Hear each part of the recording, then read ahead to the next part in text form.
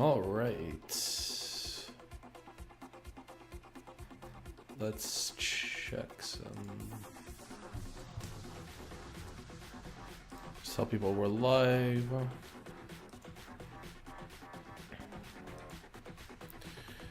Okay.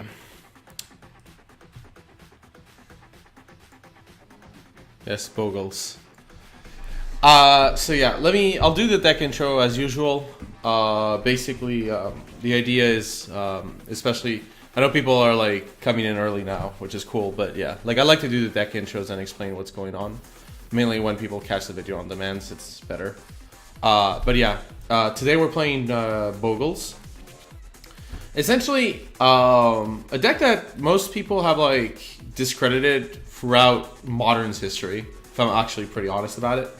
And the reason is because it uses probably the least beloved mechanic in the game in hexproof. You can see here the Bogle that like gives the deck its name. So basically, what does this deck do? This deck uses Slippery Bogle and Glade Cover Scout. Virtually the same creature, a 1/1 hexproof for 1. And then slams a bunch of enchantments on it. So the enchantments that matter the most are the copies the 4 of copies in the deck. Ethereal Armor, which can easily give +3/+3, and First Strike for 1 mana, which is a really strong. Rancor, because it's an enchantment that comes back, which is good in some value games, which don't really work with a hexproof creature, but the +2/+0 and trample is really powerful. And finally, this thing, the Daybreak Coronet.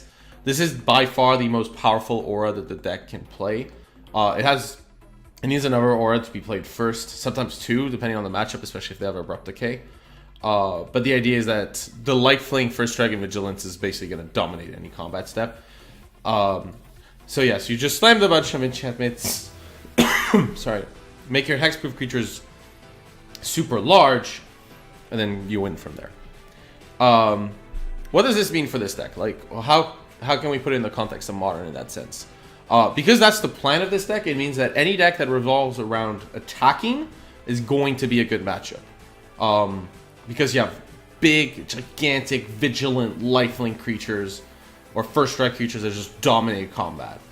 And your opponent, like, it's really hard for your opponent to punch through. Like, when you have like this gigantic, like 10/8 vigilant trample creature, it's like, what's your opponent supposed to do, right? If they're like win condition is attacking, they can't target your creature. So yeah. Now, what matchup is bad? Well, basically every matchup which revolves around not caring about about the red zone and the board state and combat. Any infinite combo deck, Storm. Storm can be a bit tricky for Storm if you manage to land lifelink early enough. But overall, you should be Leyline of Sanctity game 1. So yeah, but yeah, overall, if you get Leyline, Storm is like, if you get Leyline of Sanctity game 1, then you probably just win, but otherwise it's a pretty tricky matchup. Tron is horrific because they play cards like Oblivion Stone and Ugin that don't care about your tiny creature or the hexproof aspect of it. Yeah, so basically, something like Devoted Druid plus Vizier Remedies, their creature mid-range plan isn't very good, but the fact that they can infinite combo you and it's very hard for you to disrupt them outside of these 2 paths. Yeah.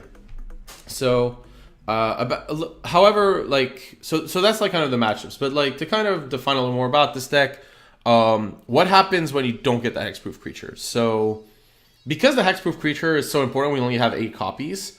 You mulligan relatively aggressively. Most 7s without one of them is a mulligan. A lot of 6s are, and most 5s are not. It depends what your 5 is, really, but Core Spirit Dancer is like one of the creatures that allows you to win those games where you don't have a hexproof creature. Basically, I mean, it's very easy to kill if you're not careful, if you don't time it right. Especially, Path to Exile deck can kind of get rid of this at any time. Fatal Push is a little less good because you have access to Hyena Umbra and Spider Umbra, but still, like, you only have access to so many of these effects with Totem Armor, so like, if it would be destroyed, you destroy the aura instead. Yeah, and I have seen a lot of versions of this deck play more Umbras, so it plays like 6-7 even, especially when Fatal Push is popular. That might be correct. over maybe a Cartouche of Solidarity or this Griff Spoon that are kind of hedge cards. But this delivers on the card advantage department. The fact that it's when you cast an aura spell, you draw a card, giving any of these auras draw a card is actually pretty unreal. Because it's the same reason that when Bloodstone comes out, it's going to be really powerful. It's just that draw a card replacing itself is super powerful. And kind of one of the nicest aspects about this deck is the mana base. Not just is it a straight 2-color clean mana base, but because you have 4 cards that give you lifelink, 6 cards, sorry, that give you lifelink, these horrors and canopies aren't going to be really a problem. So they're basically as close as you can to Savannahs that essentially later in the game you can cash in for a card. And that means the mana is going to be really good as a result. We also have this Dryad Arbor. Essentially, Dryad Arbor does does 2 things. There's an offense and a defense component to the Dryad Arbor. The offense component is, well, it's a creature you can fetch, and if your opponent's like a low life total, or if you're really like stuck with a lot of auras and your opponent dealt with Boggle and Scout, and this post-board games, usually post-board, you can just get a Dryad Arbor, slap a bunch of enchantments on it, and win that way. The defense aspect is especially against Liliana of the Veil. One of the things is, while they are hexproof, if you get targeted by Liliana of the Veil, sacrificing the Bogle is just not great. But the Dryad Arbor allows you to basically mitigate that problem. You know, they can't like turn free, tap out Liliana of the Veil if you have an untapped fetch land.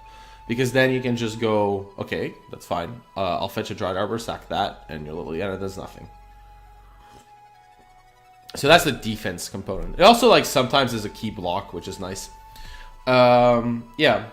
Now, this deck before used to play 4 Paths as the only non-aura, non-creature spell. But now most decks have adopted 3 or 4 ley lines of Sanctity in the main. I'm pretty sure this is because of the resurgence of Storm, and there's a lot of Thoughtseize decks running around. Plus Lantern. So this is a good way to hedge against those decks game 1. But yeah. A lot of decks play 4 copies of Leyline. I think 3 is okay. You could play a 4 if I wanted to try a few more cards. I didn't like the idea of 4 ley lines in the main deck, especially in matchups where it may not be good. But I would like a 4th on the board. I'm just trying different cards here. Then, because you're white, you get to play the suite of all the hate enchantments in Stony Silence and Rest in Peace, like this tandem. You don't use your graveyard really, so Rest in Peace is like really asymmetrical. And Stony Silence also is perfect here. You need Stony Silence to really beat Tron. Affinity is a pretty easy matchup. The only exception would be like an Inkpuff Nexus. But you still have access to these Spider Umbras to give you that edge. And you get lifelink very easily. But yeah, Stony Silence is mostly to help against Tron and Lantern. And Rest in Peace is just great against all these graveyard decks. Then you have Gadok Teague. Gadok Teague being really strong against Storm style decks. And Tron. So like, Tron is a really awful matchup. That's kind of like what you probably have heard a lot of here. And I can't stress enough how bad that matchup is. If you like, you have a bunch of like Urza's power plants running around like where you live, I would not play this deck.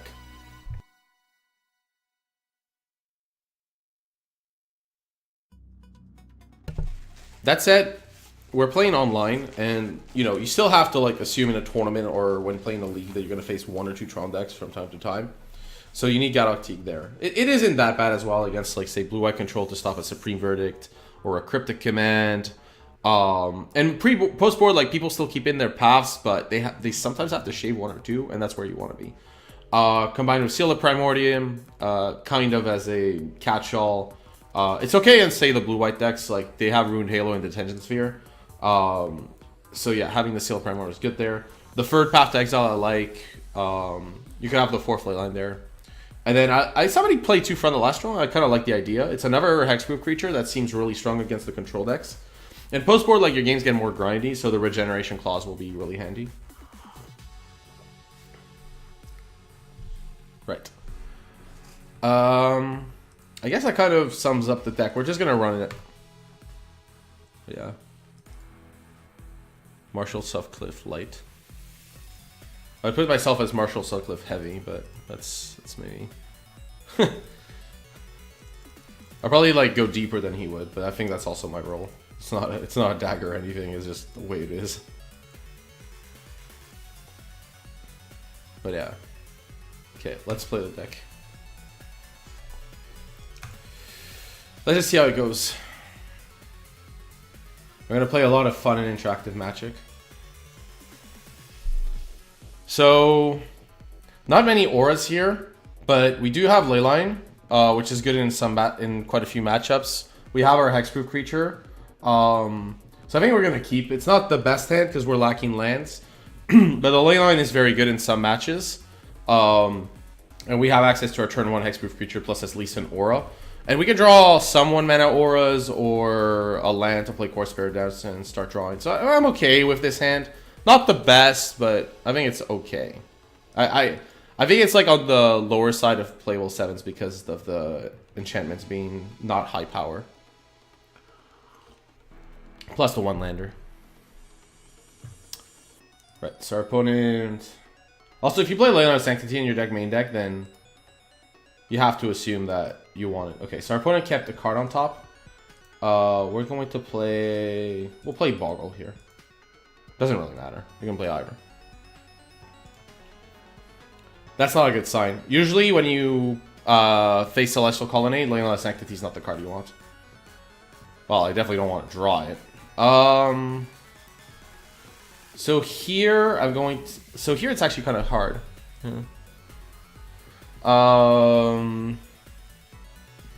I could play the second hexproof creature. If they're on Jeskai, the second hexproof creature is totally fine, since they normally only have access to Cryptic and... Basically, if they're blue-white, I want this Hyena Umbra down. If they're... Because they only have access to 1 Rune Halo max, and you need to like get around Supreme Verdict.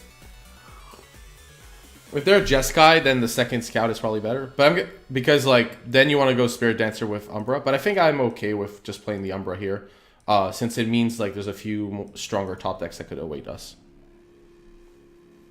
Obviously, drawing one of the remaining lines is the actual worst draw of the deck. Okay, Polluted Delta is interesting. If they're on Polluted Delta, they're probably not on Jeskai. Because that deck already plays all the fetch lands it can in its color pair.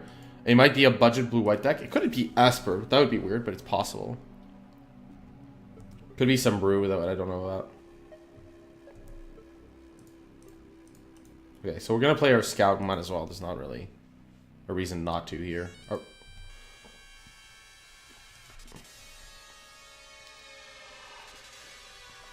Yeah, not drawing a second land is a bit unfortunate here.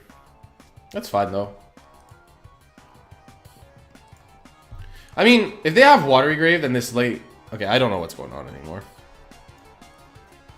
Like, I'd love to tell you what's going on. I have no idea. Like, Colonnade, Watery Grave, Spire Bluff Canal is above my grade. I have no idea what my opponent's doing.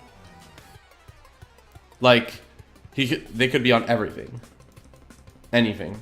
Yeah, drawing another Scout. So our opponent could play a Snapcaster Mage here to block the 1/1 hexproof, but that's fine. Ad Naus would not play fetch lands that deal damage. Or Spire Bluff Canal. Or Celestial Colonnade. None of these cards make any sense in Ad Naus. This is like a true brew. I have no idea what this is. Yeah, we'll just play this Scout. My opponent might have a counter, but yeah. Goryo's Vengeance? The Colonnade inclines me to say no. This is just like one of the nonsense control decks that people play. What is this? Lingering Souls? Okay. Yeah. Dear God. We play 20 lands, which is a little low, but this is still a bit awkward. Low chance my opponent's playing Supreme Will. Supreme Verdict. They're probably not on Shadow, because Shadow wouldn't play Spire Bluff Canal. Here, I could play the Glade Cover Scout. It's not very good against Lingering Souls. What we want to do is Daybreak Coronet this Slippery Boggle and then Unflinching Courage it. That's ideally what we want to do. The Scout's train for a Spirit, though, in case we don't draw like a Rancor or something, is not that bad. If my opponent plays a Mass Removal spell, though, it's very likely to be an Explosives. It'd be weird to have in main deck. I think I gotta just play this. I don't put my opponent on mass removal spell main deck with this mana base. They could have it, I just... Yeah. This is like nonsense control.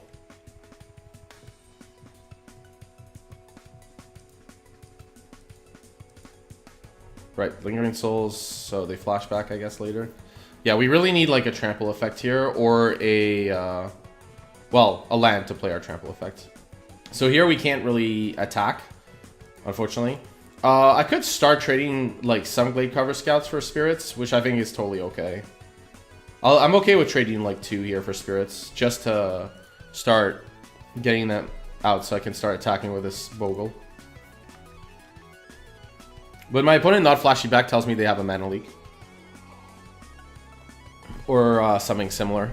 Maybe a Logic Knot. You know. Right.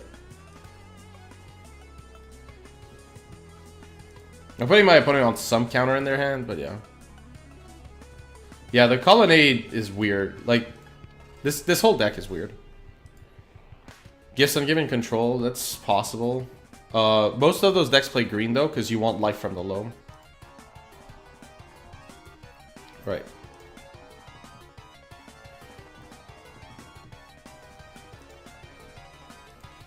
Seems the black is a splash for souls.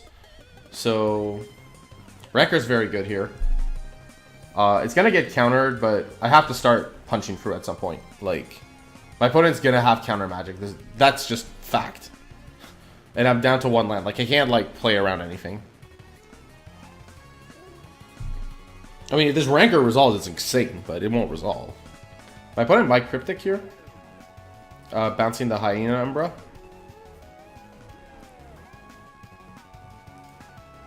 Godless Shrine, okay. Right.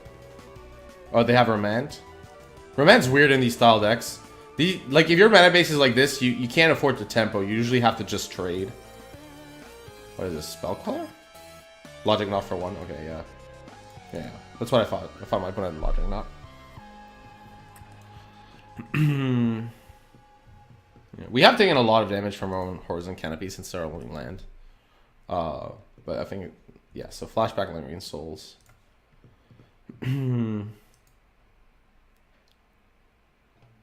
What is this? Detention Sphere? We're gonna know if this ley line's good. Okay, taking the Hyena, bro. Yeah, that's totally fair. I mean, it's not like this is doing anything else. It counters a Daybreak Coordinate as well, which is really powerful. And this Rancor now is a lot less good. We could just play the Rancor here and hope our opponent doesn't have... actually, wait, we're at 9. Colonnade kills us. I need to attack and hope my opponent screws up, actually. They won't screw up. They'll just block with 1, take 2 damage, and then like attack with Colonnade. It's actually really easy. Yeah, so... I mean, this game we just didn't draw a second land. It's pretty and the ley line was not relevant. I mean... I don't know if I was a fan of Leyline main deck, but people wanted to have been running it, so I wanted to run the version that like people have been running. Most likely cutting them, to be honest. Yeah, so our opponent kills us here. We took a lot of damage out of the canopy, but to be honest, like the damage was we didn't draw a second land. Yeah, they got it.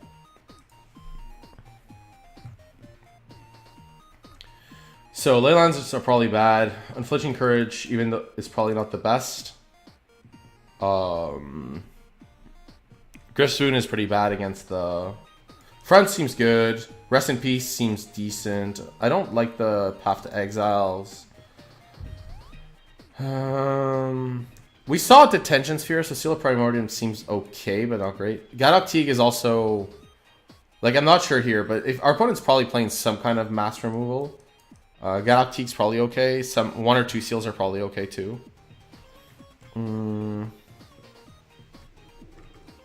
We don't want to cut any of the other auras. I think we cut like the most expensive auras plus one of the most conditional ones. I think this is fine. We could have a Ferg Teague or a Seal. I think like 1 Seal, 2 Teague, 2 front is good. Yeah. We definitely want the rest in pieces. They were very good in this matchup, I suspect. The Cartouche of Solidarity is close.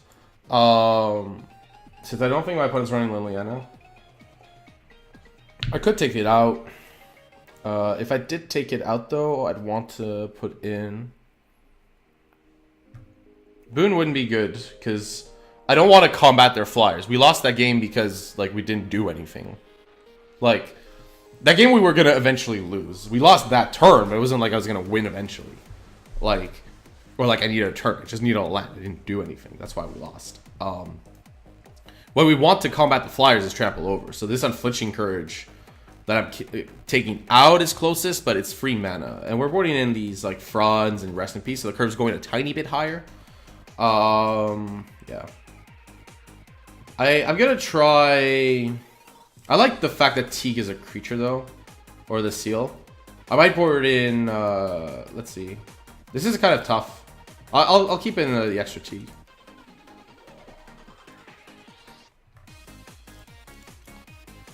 Right, so... I can't really mulligan these hands. Like, I know they're one landers, but you have Bogle, Spider Umbra, and Daybreak, plus Perfect Land. Like, you just have to, like, I think if you're playing this deck, you sometimes just have to hope. Like, we'll play the Glade Cutter Scout. Your deck operates off 2 mana, so, like, we're missing 1 piece of the puzzle, which is that extra land. And we have, like, 18 draws. The Dried Armor wouldn't be very good. Okay, so... we definitely want to... we're going to play Hyena Umbra first. We can play the Reach one later. Because if we draw land, we can maybe Coronet this. But yeah, not having an extra land is just... I don't know, like... it's not that high odds to draw lands. But the Daybreak Coronet is really good. Yeah, now they... okay. This is kind of brutal. We're playing the Spider Umbra here since you can choose which one to go. So the extra totem armors aren't that bad.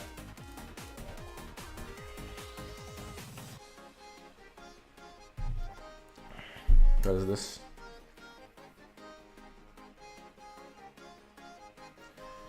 Oh my god.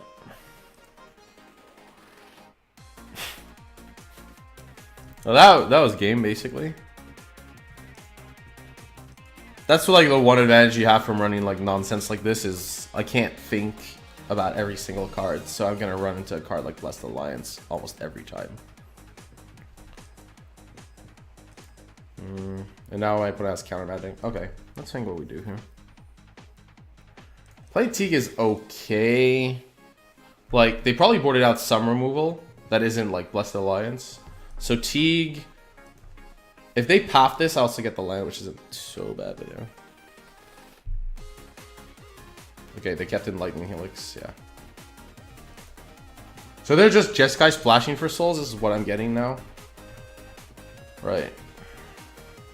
This is like a conditional card, though. They usually, if they have this card, it's like a 1 copy. I rarely see like 2. I can't really play around Blessed Alliance there. Even if, like, you told me this card existed and should I play around it, I probably would have said no. So, like, yeah. Well, at least we have 2 Bogles. So one might get countered, but the other comes through. Yeah, this Blessed Alliance was disgusting. But yeah, so our opponent's gonna just... oh my god, Spell Color.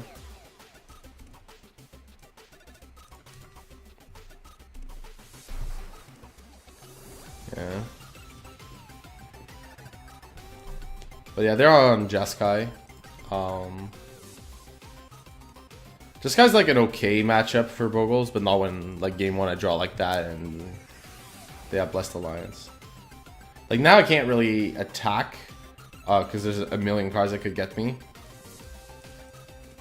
Yeah.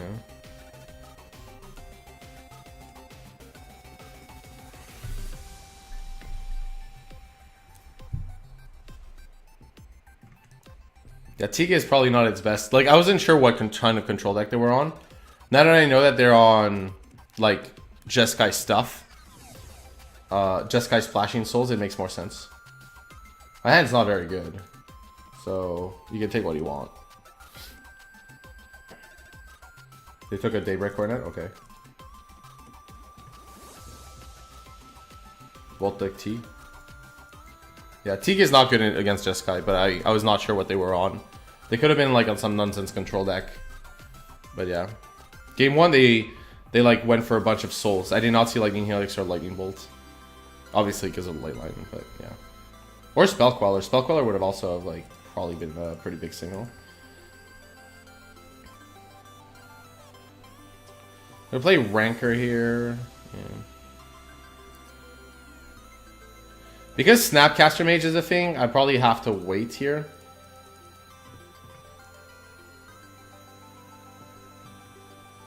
Right. Can't really attack into Snap, so I'm gonna pass.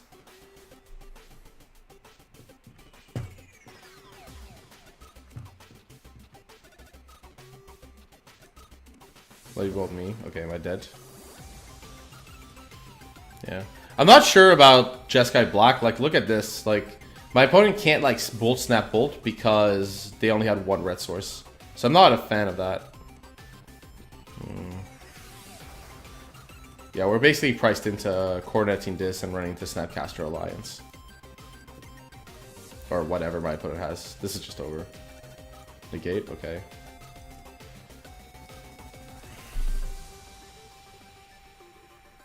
Yeah, Snapcaster was probably unbeatable, but we would have lost anyways because I would have lost to damage. Like, it didn't matter whether I attacked or not there. I don't think... Most of my decisions, apart from the mulligans, didn't seem to really matter that game.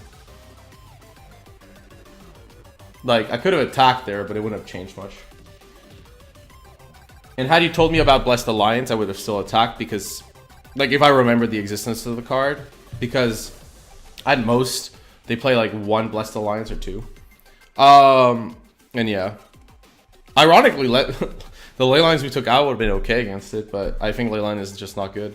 I mean, I would have probably boarded a little differently had I known the matchup. Because Gadok Teak is just not very good against Jeskai. But yeah, I did not know they were on Jeskai splashing for Lingering Souls. It looked more like a Ling. I'm not convinced though about splashing Lingering Souls in Jeskai. I think there's a very high cost to doing so.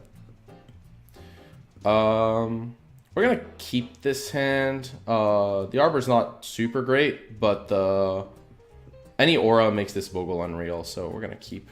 If we get like Thoughtseize, it's awkward, but we have at least 2 Spirit Dancers, which are kind of must kills. Like, our opponent can't let us in town with these. Citadel? Okay, they kept the card on top. This should be a pretty good matchup. Of course, they're on the play with Mox Opal, so anything could happen. the Daybreak Coronet. That's kind of a dagger right there. Yeah. Okay, so they kept the card on top, so it's probably like plating or something big. Edge champion. Wow. Main deck champion. Cards count. 1 card in hand? Okay, so this isn't as bad as it looks. Our opponent only has 1 card in hand. I'm gonna like fetch a basic planes and play out this Spirit Dancer. So that, yeah, if I draw an aura, like, we can start going nuts. And I don't want to take, like, too much random damage. Right, so don't attack here. It's fine in this situation. If we get a trample effect, then we can go through. What is this, another Edge champion? Okay.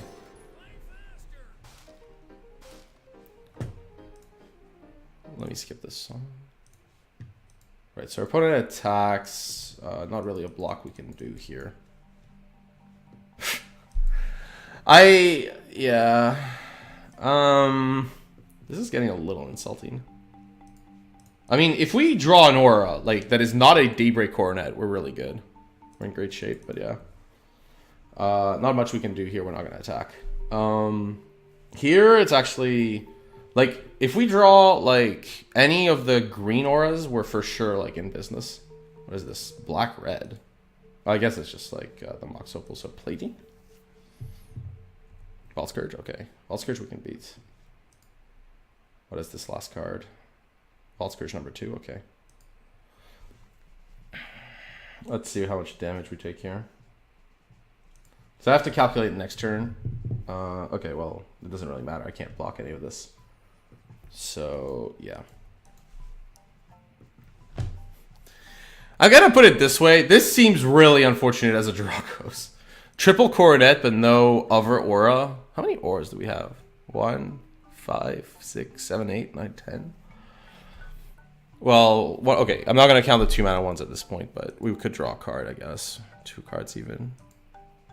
11, 15. Yeah, we have 15 1-mana auras. Next turn, we just take lethal damage. This is kind of a frustrating one. I'm gonna leave my opponent, let my opponent attack, and then we're gonna die, and that's it. It's just wow. Yeah. The triple coronet in hand is a real dagger. Like any aura, and like this is unreal. Even against the champions, because our opponent decided to attack with everything. Yeah, we just die. That was incredibly unfortunate. Dear God. Wow. Okay. Okay, well, we're gonna board in Steel of Leyline's bad. We're gonna board in Stony Silences and Seal of Primordials. Path is okay. We don't want fatigue or anything. And you want ways to go through. They have flyers, but yeah. They don't. Yeah, Griff Spoon is still okay, like because it blocks. You want the Spider Umbers though. I guess Griff Boon is one of the worst ones. Cartouche Solidarity is also the 1/1 is okay, but only against Mem Knight, which they should take out of their deck post board. Because we're boarding in so many 2-drops, I gotta board out 2 Spirit Dancers here. I could also board out the Dried Arbor, to be honest, because we're not gonna need Dried Arbor. Yeah. Actually, it produces mana. Yeah. Let's see. 2 Spirit Dancers. On the play, I'd like a third one to be able to draw cards. What would be bad? Or like not as good?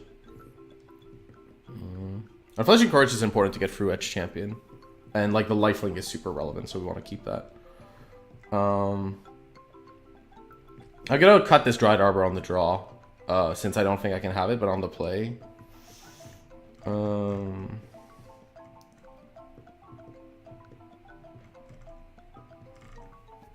I want all the 1-mana ones, all the 1-mana auras otherwise. And Spirit Mantle is super good against Affinity. We're running a lot of 2s. I guess I could take out...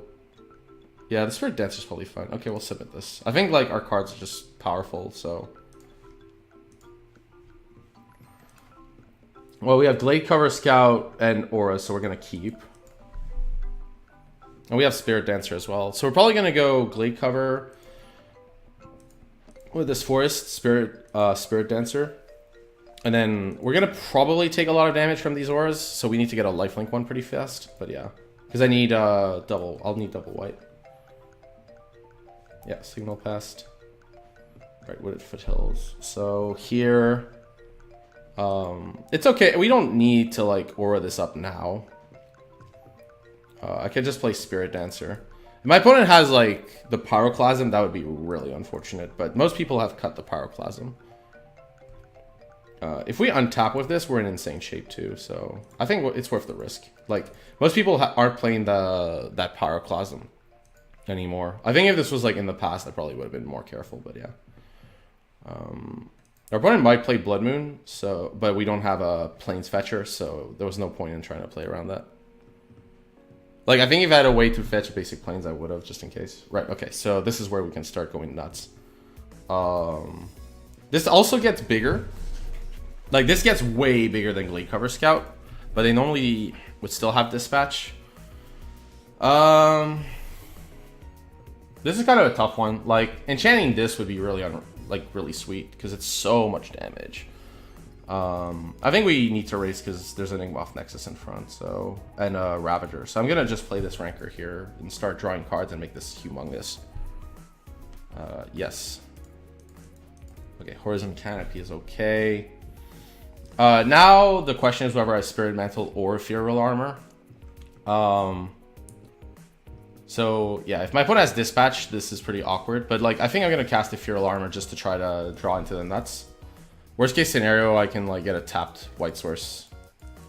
Okay, right. So I should have played the Heath here just in case I wanted to get a basic plane. So yeah, yeah, because this is like lethal next turn.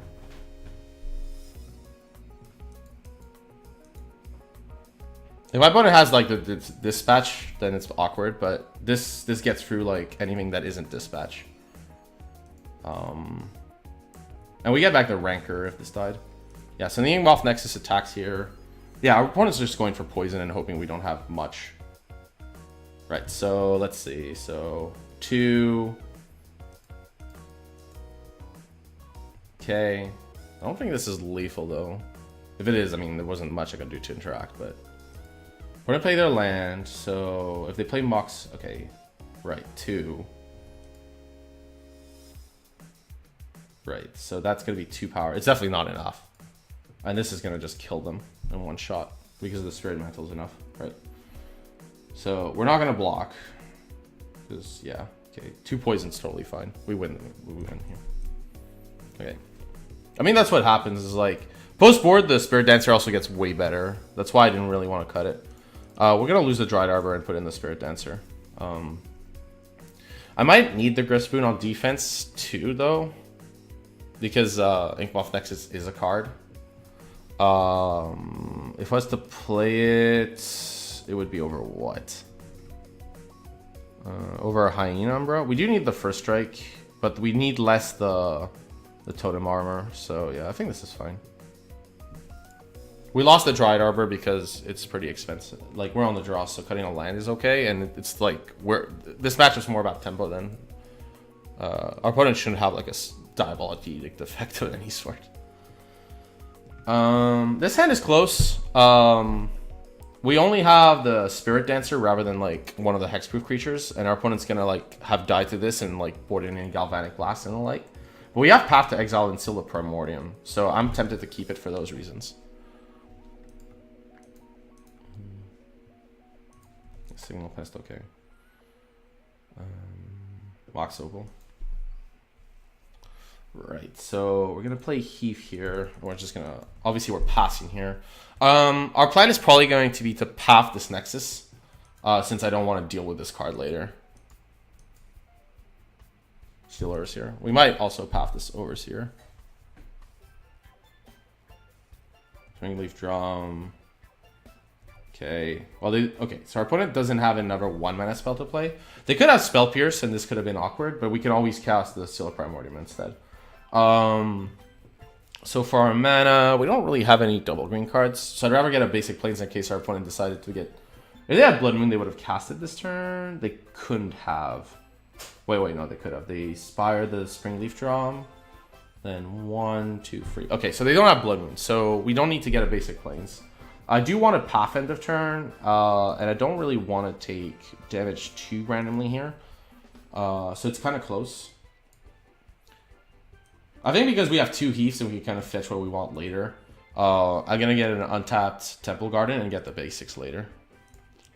We're going to path this Overseer, and then we can play the Seal of Primordium. Okay, our opponent doesn't have any effects, by the way. Any commentary gigs upcoming? I have one more confirmed. It'll be for Toronto, so the Modern GP. I'll be commenting on that one, so that's kind of nice. After that, nothing else that's confirmed. But they haven't done they haven't confirmed like the whole year yet. So like there's a possibility I'll do more. Like I would like to do more, so I can state that pretty comfortably. I really enjoyed Santa Clara. This was a really good experience, and hopefully I get to do more. By the way, yeah, here our opponent F6, so they were like probably not planning to get anything. Right, so here we want an answer to anything that might come up. But we have this Spider. I would rather go Dancer Umbra on the same turn. Our opponent will have access to any mana they want anyways. But yeah. will I be going to Bilbao? Yes, I am a Platinum Pro, and they give me $3,000 to, you know, show up, so I will be there. Also, it's a Modern Pro Tour. That sounds great. We're gonna play the Sealer Primordium rather than the Spirit Dancer here. Our opponent has 2 cards, and I kind of want to see what they are first, and this seal gives us the option. I really like this card, by the way. Probably one of my favorite sideboard cards all time. Fozzie's here is brutal, though. Yeah. They would have Fozzie's last turn if they had it, so they clearly drew it, and that was really brutal losing the Spirit Dancer there, since that was like our main pressure. But yeah, they would have Fozzie's last turn if they had the option. Right, so Inkmoth Nexus. I'm probably gonna destroy the Nexus at end of turn. I'm okay with taking some infect damage here just to have the option. Because if my opponent does something more relevant, I would want to kill that. So killing it here is okay. Right, so here we're gonna just sacrifice this Canopy, try to draw into one of the 1-mana Bogles. We did not. We actually drew into another land. That's unfortunate. Okay. I think our line was fine. It was unfortunate that our opponent drew the Fozzie's. Yeah, so that was the reason not to play the plating, was in case they drew... Sorry, the Seal Primordial was in case they drew plating. But we have a lot of lifelink options. We have Spider Umbra. Yeah. Thank you, by the way, for the kind words on the GP coverage. We'll play Thicket here. Yeah. Yeah, we have to pass. If we draw like a 1-mana Bogle next turn, like things go well, but yeah. Like our opponent, when they had Springleaf Drum Pest, like clearly we could have... they didn't have like Fozzie's. They would have Fozzie's there for sure. That was like the turn to Fozzie's. Yeah. Yeah, so make this, and this deals 5, so I got 7. And next turn, they can attack with Nexus, so any artifact kills me. This is like the problem with this deck sometimes. To be fair, I cut the Dried Arbor, so like that's also possibly a mistake there. Because if I had the Dried Arbor, I could have just played this Heat, getting the Dried Arbor. But my opponent has 2 cards in hand, and there's a high chance that like it's a Galv Blast based on how this game has gone. We don't have a Dried Arbor post board. We want it. It was gonna be pretty bad on the draw, and I didn't really foresee needing it. Did not pan out, of course. That was weird. Why would you? I mean, I'm pretty sure I'm dead, but my opponent could have locked lethal here by. I guess they have like a blast, yeah. No, another. Yeah, it's fine. They had 2 Ravagers. Yeah, we didn't have a Dried Arbor, so we lose here. So maybe I can't never cut Dried Arbor no matter what the matchup is. It's just because naturally drawing it is awful. Maybe I can never do it though. So that might be that one I can maybe chuck up to me playing badly. So yeah, like if you're playing, I mean, a lot of these videos are also meant to be educational. So if you're playing like this deck, I don't think cutting Dried Arbor ever is anywhere near a good idea. Yeah, the Fozzie's there was mega brutal.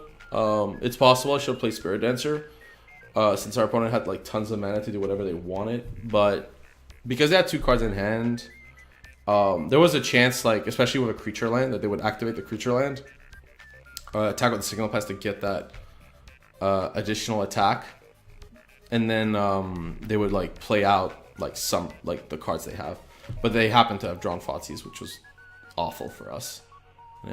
Yeah, somebody recognizes Super Mario RPG music. So we're like 0-2. I think that match though, like I could have played better. So yeah.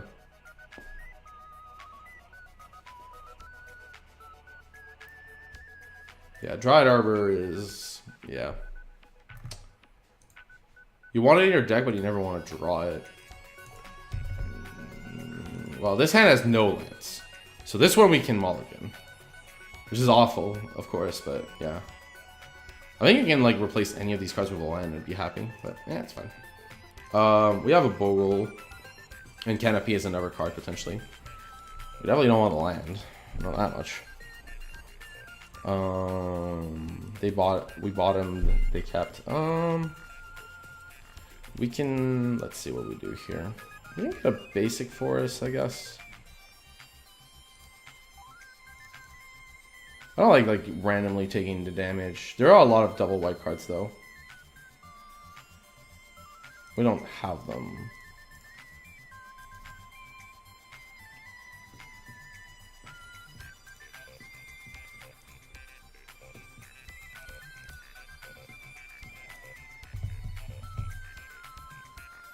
If I owe free, I will definitely play a second league. Just, I won't okay, Noble Hierarch, sure. This deck's pretty fast, so that's one advantage. Getting pummeled every turn, every game. Okay, Noble Hierarch Forest. Basic Forest and Hierarch is a more restrictive classic card. By the way, so here we're gonna play Foothills. We'll just attack for one. We'll get a Temple Garden. But Basic Forest, Noble Hierarch might be Green-White Hate Bears. I'm definitely like thinking of a Collected Company deck normally. When they go Noble Hierarch, like off Forest, it's usually Company deck. Could be Infect, of course, but that's very rare. Forest Swamp, okay. Absent Company? Having 2 basics is weird.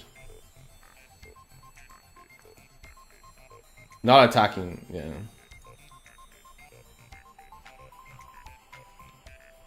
I have gotten Mind Censored blind game 1 when I didn't expect it, but I can't imagine that would happen here. Starting basic Forest Noble Hierarch and then Swamp, like Mind Censor main is so rare. I've only seen it once in like 120 plus matches, so. Devoted Druid. Okay, this is really bad for us. We have extremely little interaction against this card. And like, yeah. This is gonna like accelerate our opponent at best for us and gonna win them the game at worst. Like the best case scenario is that this gets them a lot of mana.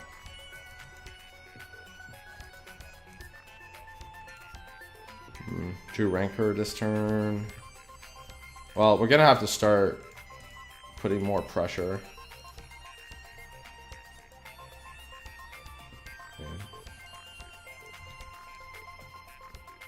I'm not sure about these Unflinching Courages. I think I like the 1 mana Auras better. Like, it is a pretty powerful one, but like the trample and lifelink aspect, but maybe not.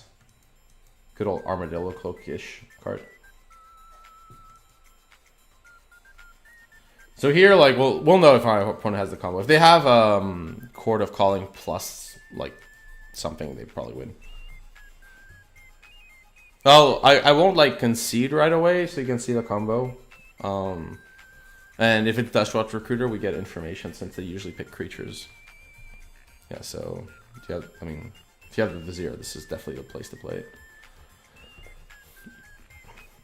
It is a little long. I'm not trying to clock out my opponent here. I just want to see like what their deck has, because like usually they reveal more cards, and I want to see what the kill is. Like I'm pretty sure my opponent's won this turn. We have no interaction against this, so this is like a really bad matchup because of the combo. Okay, Collected Company, that's good. Okay, Dustwatch Recruiter is just game over. They also they have Tracker Mate. That's kind of interesting. Because of Tracker Main, they shouldn't have played their land then, maybe. Yeah.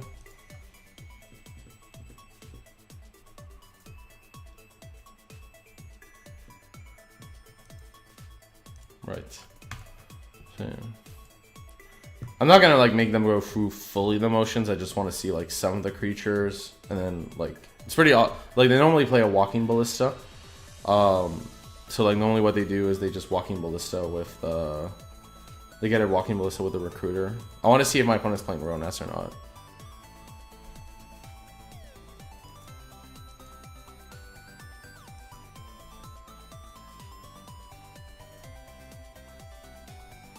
Okay. Okay, they're doing 2 activations per go. Yeah. Witness, sure. This should be more than enough to win the game. Devoted Druid, sure. So far, this looks pretty stock. Sorry, I took out the music.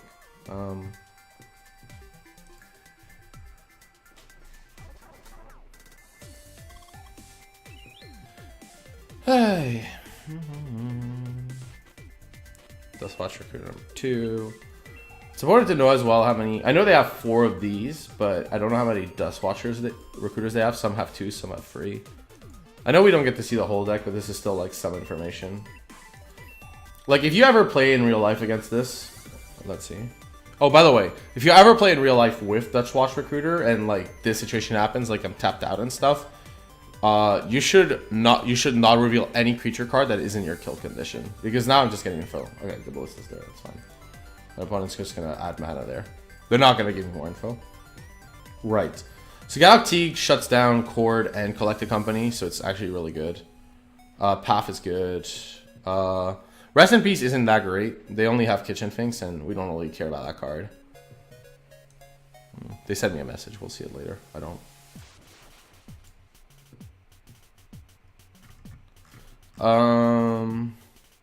Griffin is really good against them, like just the flying. Cartouche is not very good. Spirit Mantle is obviously great. I don't like the unflinching, the ley lines. The ley lines are awful. Okay, that does it.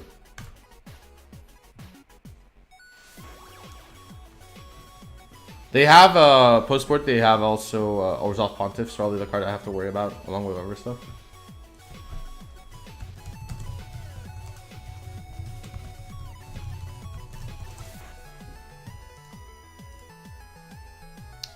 So we have Spirit Dancer, but we don't have the second land to cast it or a Bogles, so I'm gonna mulligan this hand. It'd be a really good hand if this was a Bogle or if I had a second land because they often don't have that much removal. We have a Bogle and let's see. We have Glade Cover Scout, Daybreak Coronet, so we just need to draw any. We also have T, which is a really good hate card against their deck. So I'm totally fine with like this hand. We have like a lot of interaction and we only need one aura. The problem is they can like Teak stops them from searching their Reclamation stage.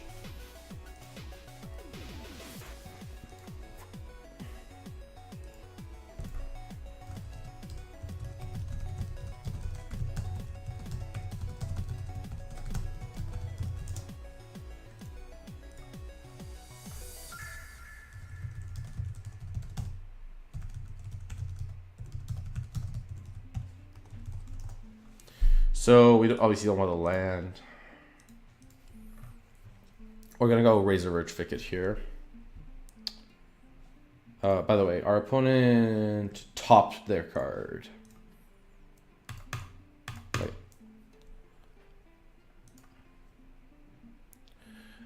Would it be illegal to ask your opponent if they will concede if you just find and show them the ballista? Yeah, so if you like that works with Storm too. So like if you're like getting a path to exile, like say in Legacy, with your Infernal Tutor, and they go like just show me the tendrils, like you're searching your library, it's totally fine to go like you like just confirm your opponent's like I'll concede if you show me tendrils, and you do, like it's totally fine. Yeah, but like yeah, like with Ballista, I'm not sure it's like necessarily legal, so to speak, but most people who say like I'll concede if you show me like your win condition, like normally they're good for their word, because why would you ever lie on that one? Yeah, so a good friend of mine is asking me about a PDQ final I lost to the clock because I was about to win, but I did not have a large enough clock to Splinter Twin on a PDQ final. That was the moment I stopped tilting, like just in general. Right. So, by the way, we drew Rancor here. This turn's actually pretty hard. Because I kind of want to start the clock with this. But it's very mana inefficient, while Galactique is very powerful here. So I'm more of in favor of doing Teague and then having Rancor and Path next turn. I'll get a Temple Garden, since I'm not 100% sure. Life Toll should be fine, and I'm not 100% sure if I'll need the double mana. Like this, we have really good mana. Like I could get a basic land too, but I don't think this matchup's gonna come down to Life Toll. This Teague is great though. Stopping Cord and Collected Company is very powerful. Oh sure. For the Dustwatch Recruiter, if you're like worried, just like tell your opponent, like you know, like what your opponent should do is say like I'm just going to look at the top 3 cards until I get a Walking Ballista, and then like you say sure, and then like if you're like ever concerned about any of this, just call a judge. That's just the easiest to answer. Like the judge will tell you what you can and cannot do, and that's like I'm not always 100% on what he can do, so I just call a judge when I'm not sure. It's just easier. Teague putting pressure. I mean, it's a 2/2. I mean, this deck plays Kitchen Finks and a bunch of stuff, and they will clearly kill the Teague by blocking. So this Teague is more like, look at this Teague like an enchantment. That's probably, it's an enchantment that isn't actually an enchantment. Right, Devoted Druid. Like if they have the actual combo, then yeah. Like if they have the literal stuff. Spirit Dancer is super interesting here. Because Spirit Dancer draws us cards. My opponent has the combo. Like they have to have literal Vizier and yeah. They also have like 1 white mana up. This is like kind of hard because like I really want to play Spirit Dancer, but then this path is not going to see much value. It's actually a really tough one. What I think I'm going to do is attack and then play Spirit Dancer. If my opponent has the literal combo and like a way to remove this Teague, then that's what they have. I can't really stop it. I'm surprised they didn't block the Clay Cover Scout on the Devoted Druid, but sure. Because like the fact that this draws cards is unreal, and at some point you have to like just tap out. Like this matchup's bad, and we have like actual disruption in this Teague, so I don't think you need to keep up this white on average.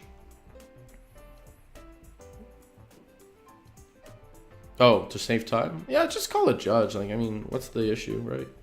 Okay, this is bad. If my opponent has a Dust Watch, it's bad. But they only play 2 or 3 copies. If they have the Dust Watch or the Ballista... Like... I mean...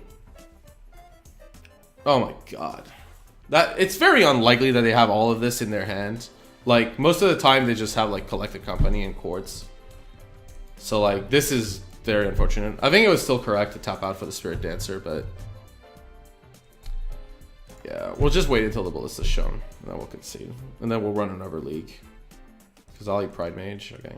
Kind of interested to see what our opponent boarded into, so we can watch that. Like, it's not, like, relevant information for this match, but it's relevant information, like, if you're wondering what you might face with from the Bogles side. Yeah, we'll redo a league. I'm not going to, like, keep playing at 0 free, and, yeah, that way we're time efficient.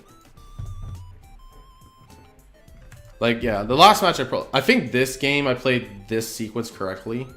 Like, the chance that our opponent has literal Vizier and Dust Watch is very low. Like, if you actually, like, did the math on this, it would be really low compared to, like, them having a Chord or a Collected Company.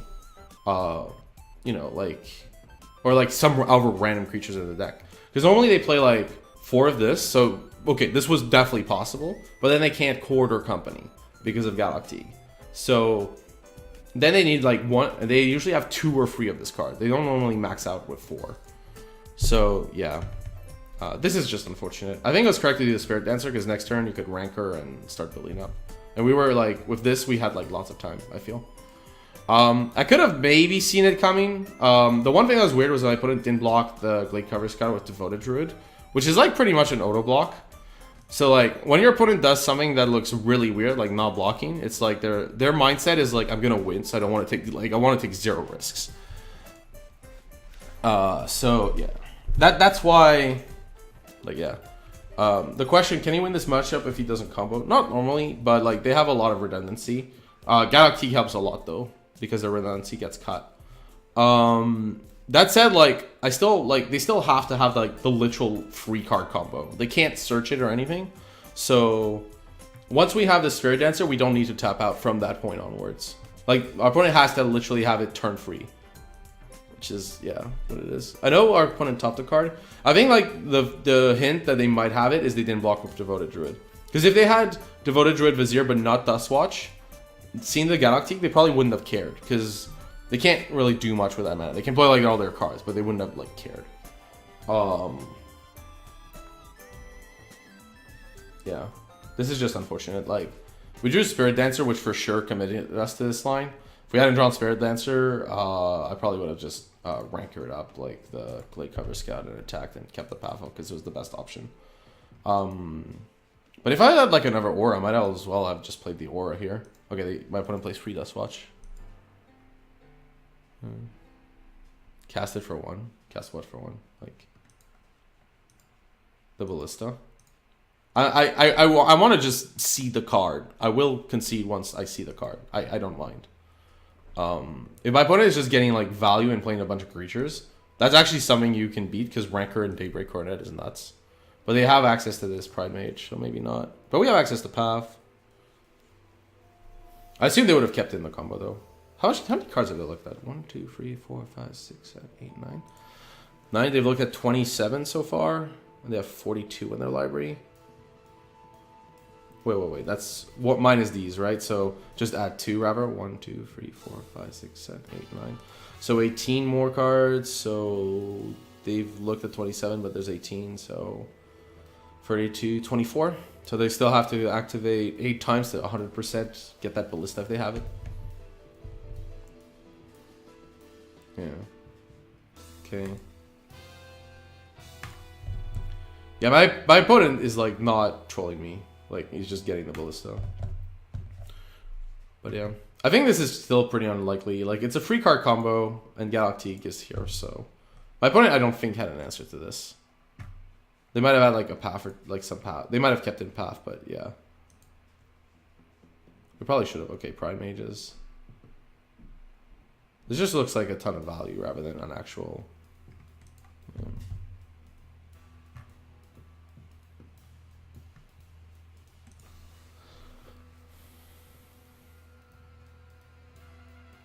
They should definitely keep in the ballista because comboing off is their best option to win, so it would make total sense.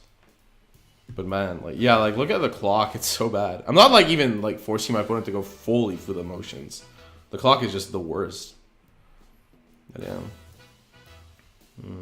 I think tapping out for Spirit Dancer there was fine. Like otherwise you just like you can't like always be scared of these combos every time. You just have to like calculate the odds and go like, is it likely they have it? Like what are the odds of like them having it, me like keeping? Because like if I play this Rancor, I also don't draw a card, I'll Spirit Dancer. So like there's an incentive as well for me not to cast the Rancor that turn. And like if I don't cast the Rancor that turn, like then what's the point?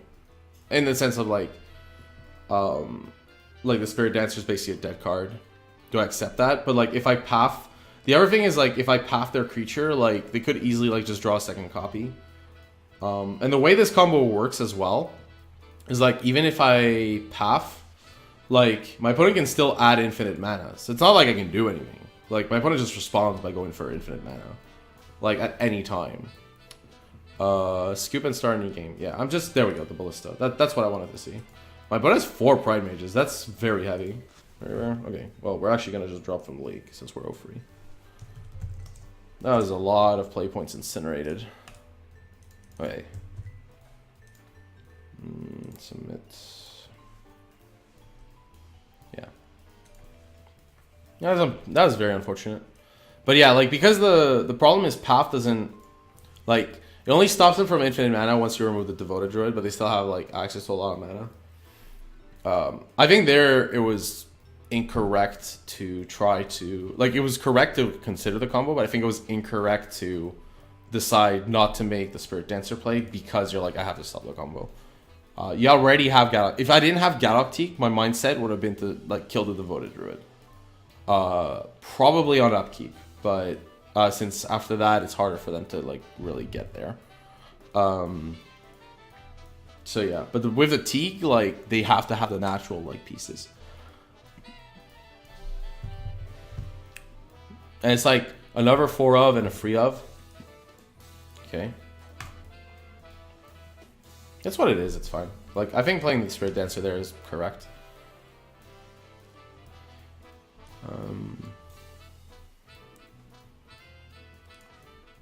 Yes. We have Bogle and enchantment, so we're gonna keep. This is probably the first hand I've seen where I'm like, yeah, this hand is amazing.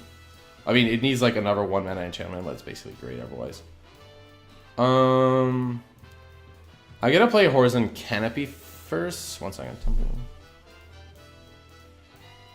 Nah, it's the same damage. Like if I use it or not. So like if I play the Tap Garden or use Canopy twice, so I might as well use Canopy here. Oh, sorry, the Temple Garden.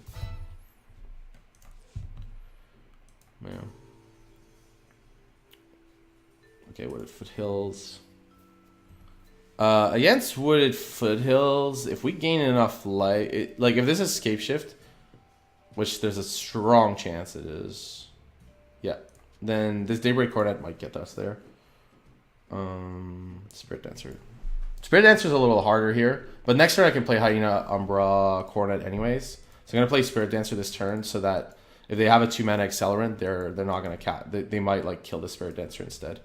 If they play a creature though, like if they play like Farseek or Sakura Tribe Elder, this is gonna be unreal because they can't really kill it, so it's gonna become like insanely large. Okay, this is a little more like, yeah, my opponent is passing. I think it's incorrect for my opponent to pass if they have bolts. I think this is very wrong. Because I could easily like just cast auras on this Slippery Bogle and there's just not much they can do. Like, what's the incentive? Like, here's the thing, right? Like, okay, they're trying to trick me, but I'm gonna draw cards. So yeah, I don't really get this line of logic if they have bolt. They probably don't have it. They may not have anything. I'm just not gonna take a risk. Yeah, but like here you can see I'm already drawing a card. It's an on cast trigger. So I think most likely what's going on is they don't have a bolt, and I'm too scared to realize that fact, rather than like just go for a large Spirit Dancer. Here. But yeah, it's also because I feel like this is going to be good enough. Like, I think this is going to be more than good enough to get there. Especially once, like, we get these Rancors going. Our opponent didn't have the bolt, so that's what I suspected. I didn't really want to run into it, though. If they had it, that would have been really bad. So, yeah. The path is obviously terrible, but that's fine. We'll accept that. Okay, we win. Cool. Their hand was probably not good enough against that. It mostly never is. Okay, Teagues are okay. So I think Teagues are okay because they only stop Scape Shift.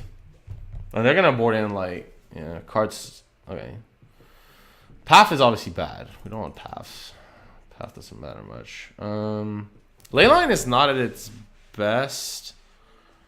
Oh yeah, I'm not playing Bogles at the PT. It's not my style of deck. I think like it might be fine, but it's just not my style of deck. Like I couldn't play this at like I'm not Reduke. I can't play this at like a top level tier tournament. I think the deck's also not aged well. But yeah, it could be like I want to play some more games before like I say anything because like I felt like some of the games like we drew really poorly. I think it's a bit and I think it's bad to do. Right. The problem with Leyline Sanctity here is okay, it stops the Scape Shift kill, but we could kind of already do that with life gain to some degree. And it really only stops the Scape Shift kill. It doesn't really stop anything else. The Gadok Teague only really stops hours sometimes, so it only stops Scape Shift. So like, yeah, I don't really want the front. I don't want the seals. I don't want the pass. I don't want the rips or the stony. So I might put in the Gadok Teague mostly because it's a 2/2 for 2. But then the question is, do I want a third Leyline or a third Teague?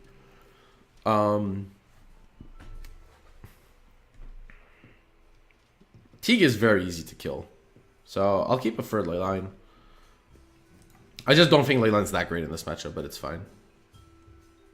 Like, because most people are like, oh yeah, I'm playing against Scape Shift, like I want Leyline, but you don't always. That's not always true.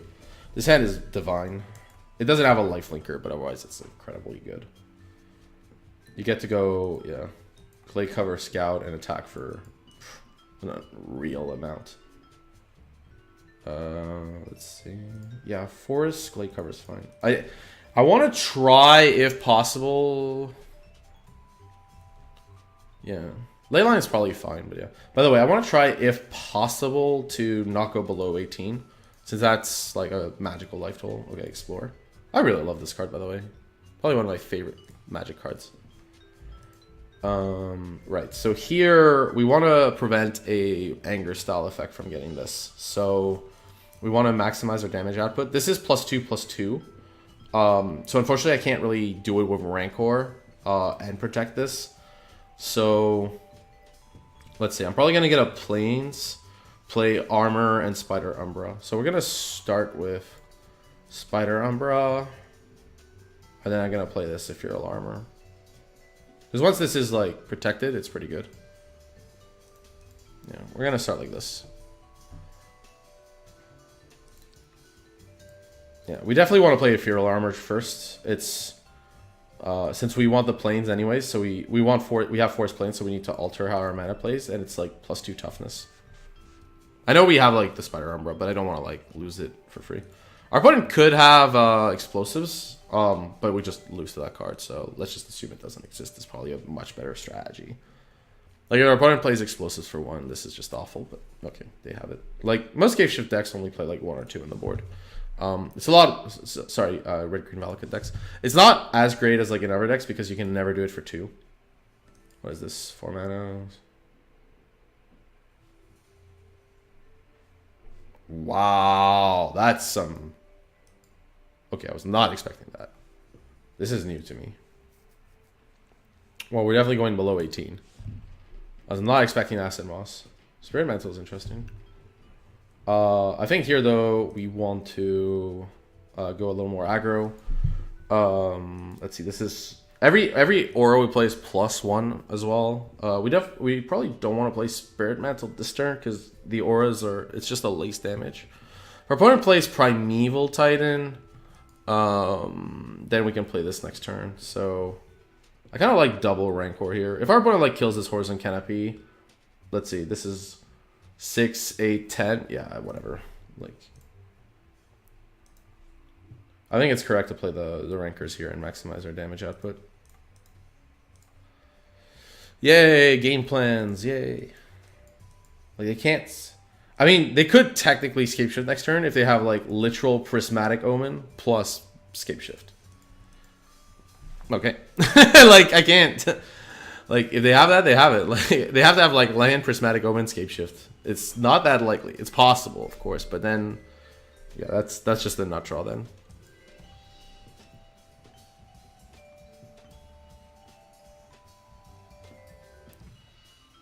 The stomping ground here looks weird because like the background here is black, which is normal because it's like shade in the art. But yeah, it looks weird because it looks like the card has no art. It's glitch. Lamp, Rant Spell, Scape Shift. That is correct. That is a much more likely line. So because of that, okay. So because land, wait, let me think. Because land Scape Shift works, one Rancor would have been 7, so my opponent would have gone to 8. Yeah. So because of land Scape Shift being the line there, like land search thing and then yeah Scape Shift. My correct play there should have been play Horizon. Like don't even play the Horizon Canopy. And just Rancor this, so it would have been 7 damage, and the Spirit Mantle would have been like 2 more, so that would have been lethal. Yeah, so we'll just play the Spirit Mantle, so our opponent can't block with Titan, and they're dead. This should be a decent matchup, because like you're both kind of racing each other, and they have no real answer to what you're doing. I mean, we drew, like that game we finally drew like how Bogles was supposed to work, so that's nice. But yeah. You, Bogles. Look. We're doing the stream because we want to test every deck, even the ones that people hate. That's why tomorrow we have the very... Well, I mean, that's why we tested like some of our decks, but tomorrow we have, thankfully... Don't worry, tomorrow we have a much more loved deck. Lantern Control is going to definitely be much better, so much more beloved. Yeah, any land, like Secure Tribe Elder or Search, yeah. So like the correct line, by the way, in that last game would have been to go Rancor. That's 7 damage, puts our opponent to 8. If they go Prime Time, we have Spirit Mantle, so we win. We lose to Obstinate Bailoff, but that's very unlikely. And that way we're 19.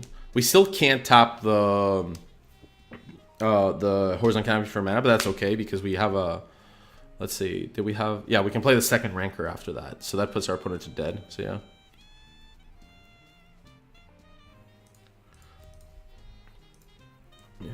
Okay.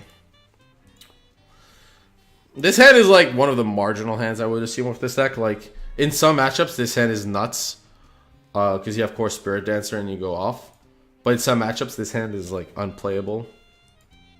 This is really close. We have a Dried Arbor too, but like if our opponent's playing like Fatal Push, this hand is awful.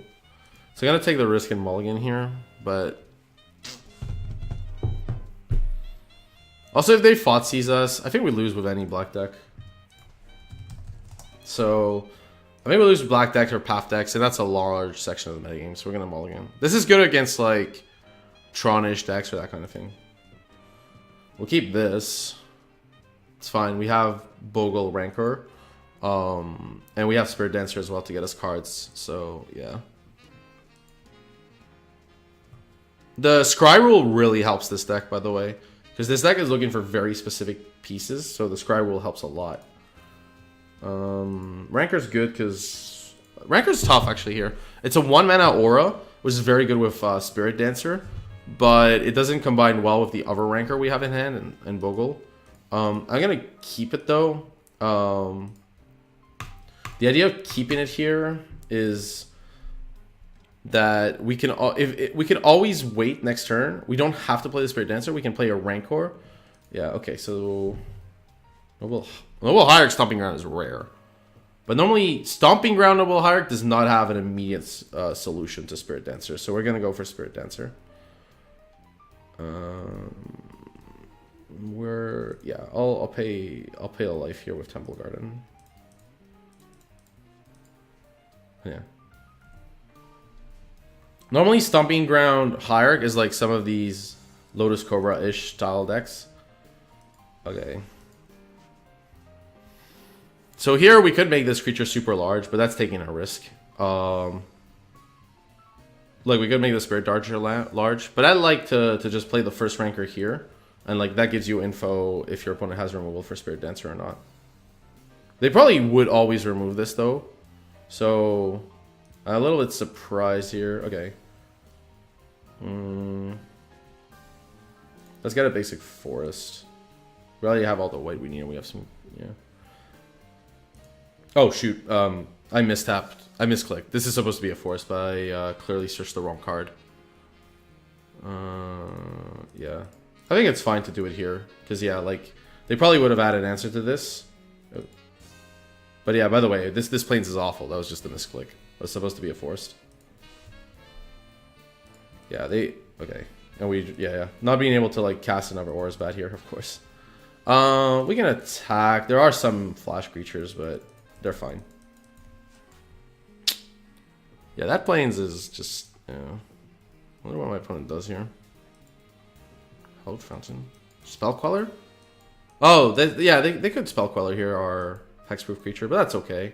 We still have another one, and we get the Rancor back, so it's not so bad. That's why I didn't mind. Like trading for Spell Queller is totally fine.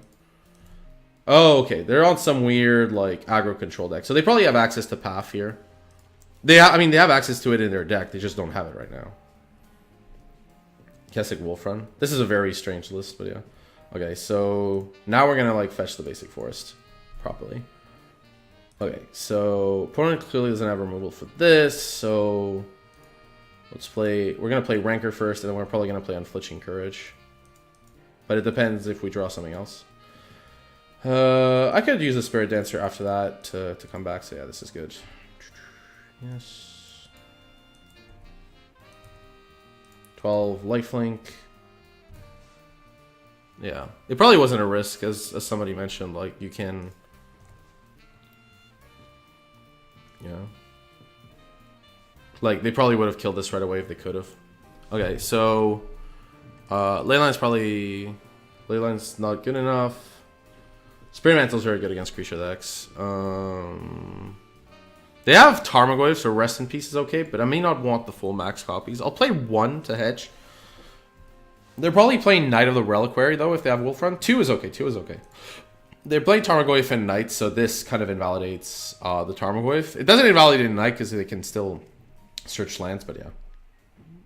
We want the Path. They usually have big creatures. I think this kind of does it, though.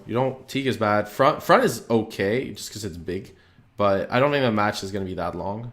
I think on the play, I might board in front. But yeah, I think as far as this is fine. Let's just go with this. Rest in Peace, by the way, with Rancor is bad. That's, yeah. Yeah, they had Wolf Run. That's why I think they have Knight of the Reliquary. Front is okay, but it still gets countered by Spell Queller, which is really awkward. Like, it doesn't technically get countered, but yeah. This hand is pretty decent. It's only bad against a Spell Queller, really, so we're going to keep it. We're We're probably gonna get a Dryad Arbor with this at some point to prevent some damage. Nakatal is fine. Noble Hierarch would have been really bad, but Nakatal's fine. 1 second. Let's just play our land first. Play cover scout. Yeah. And then next turn, Auras it up. Yeah, so our opponent's gonna attack for free here. We're not blocking, obviously. Opponent's gonna fetch. They're gonna take 2. They're gonna play some. They're gonna play like a Tarmogoyf for some random other card. No, okay, interesting. Let's see. We have another fetch land, so normally you want the second planes. So we'll use this to get the basic planes, and we'll keep the Verdant Catacombs for Arbor. Right. So we're gonna Ethereal Armor this, and then we're gonna Rancor it up, and then we're gonna attack for a lot. Yeah, our draw hasn't been like stellar. I mean, to be fair, like we drew a land. That was pretty awkward. But yeah, we drew lands Bogle. Yeah, that's awkward. But yeah, like this start is so strong that it's okay. Spirit Dancer, okay. I really wanted to get Dryad Arbor, and I don't want to lose life against the deck I'm facing. I don't think this 1/1 has that much value, so I'm probably gonna just play Spirit Dancer and Temple Garden. Actually, do I want to play Temple Garden tapped here, or I'm gonna probably get a Dryad Arbor. That extra damage might actually come into in handy.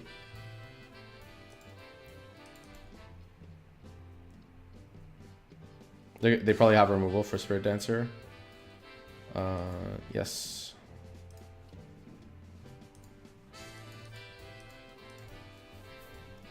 Yeah, okay, they got their land. The fact that this isn't a fetch land is actually awkward, since it means, like, yeah.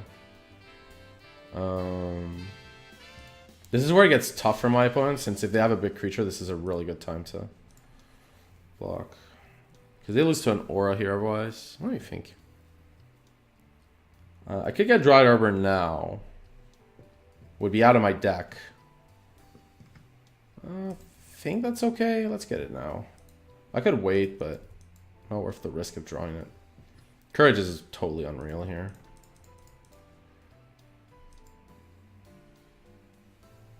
If they have Spell Queller, I can just first strike the Queller, get the Courage back, and then yeah. They might have Blessed Alliance. We've been like owned by that card. So we're gonna just attack with these two. And be safe. They can always Blessed Alliance post-combat though, so but like at least this way they're taking first strike damage, so it's fine.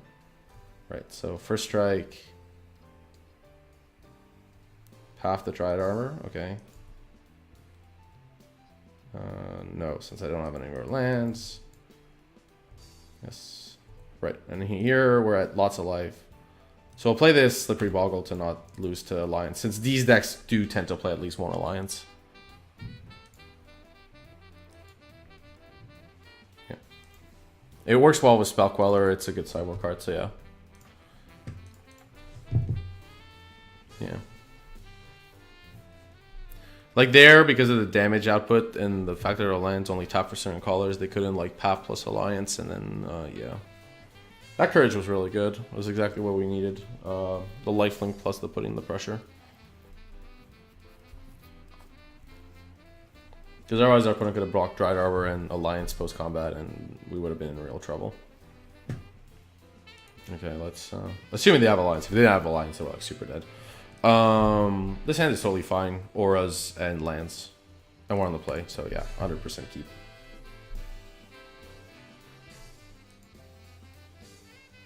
Why would I play Bogles? I just went 0-3 in a league, and now I'm 4. Like, that's how this deck works. Is like, when you draw well and you're in the right matchup, this deck is just unreal. And when you draw poorly or you're in the wrong matchup, this deck looks like the biggest pile of garbage. Like, it's just okay. Shambling Mant is interesting. I kind of like just playing the Spirit Dancer here, since. They could have push here, but if they don't have it, this is just unreal. Like, and also I'm not dealing that much damage. Like, if I had Ethereal Armor, I would have been tempted to go a little more aggro, but yeah. If they Thoughtseize us, our hand is like mega redundant. Yeah, okay, Fatal Push, yeah. I could have waited till we had a third land, to be fair, and then played it, but yeah. That's like one of the things we can do with Spirit Dancers if you have a third land. But our third land is Dried Arbor, so whatever. Since we have Dried Arbor, I mean. Here I want to maximize our damage, so we're going to go for Rancor, and we're going to go for, I guess Spider Umbra. 1 second. Let's see, if they have Lingering Souls and stuff, I guess Hyena Umbra is okay. It's just first strike damage. It's one of the two. Let's just go for the Spider Umbra. We're being aggressive with this creature, so. Actually, we're being aggressive, so the Hyena Umbra would have been better. Right, so we attack. Yeah, opponent's like... This tells me that our opponent does not have a second Fatal Push. Because they definitely would have kept up push.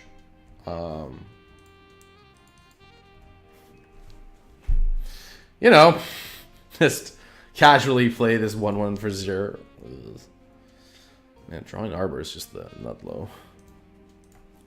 Might be good if they have literal Liliana.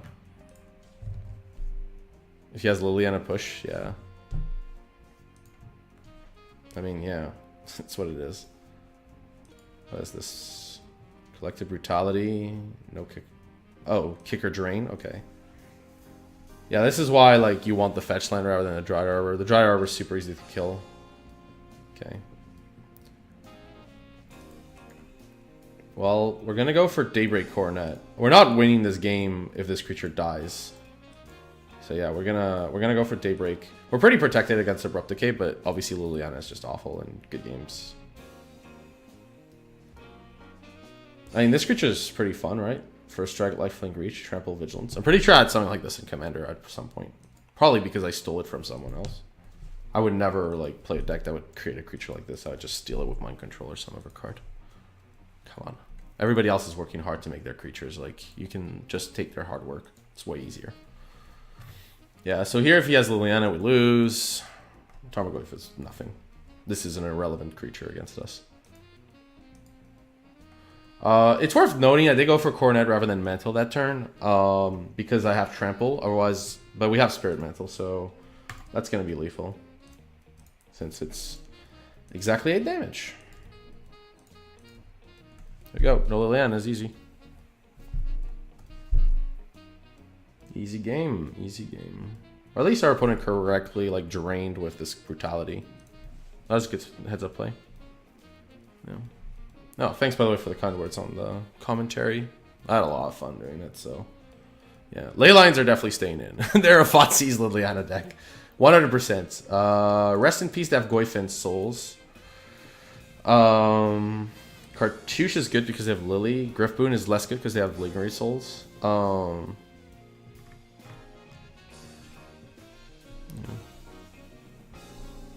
Commanders for people who do commentary at GPs. That seems really harsh.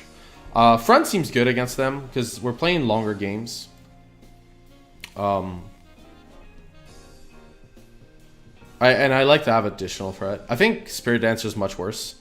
Like, you're almost never drawing a card. I don't want to board out too many, but yeah. We're boarding in Rest in Peace. I could board out a Rancor because we have free Rest in Peace, so it's a little worse. I might actually board out 2 Rancors. It's really weird, but... Actually, Unflinching Courage isn't that great. Okay, this seems fine. The games are probably going to be longer, so I'm okay with the fronts. We'll just see how the fronts are. I don't know if they're good or not in this matchup. And I just realized I did 2 Path to Exile and 1 in the board. That's probably wrong. I think you want Path, but yeah, only 1. Okay. So this is good against everything that isn't Fotzie's turn 1. Did I do commentary because I wasn't good enough to find a team? No. I would not have gone to that tournament if I did not do commentary. The flight was very expensive. So, yeah, I would not have gone to that tournament. Like, the flight was super expensive. That was awkward, by the way. Look at Temple Garden. Yeah. No, I did it because, yeah, like, I asked, like, to do commentary and they offered me that show. And, yeah. Yeah. I obviously need to improve, but I hope I did a good enough job for, like, my first show in a long time. We don't really want to path, by the way, this ooze. We don't really care about the graveyards too much. I'd rather just not take the damage and keep the path for later.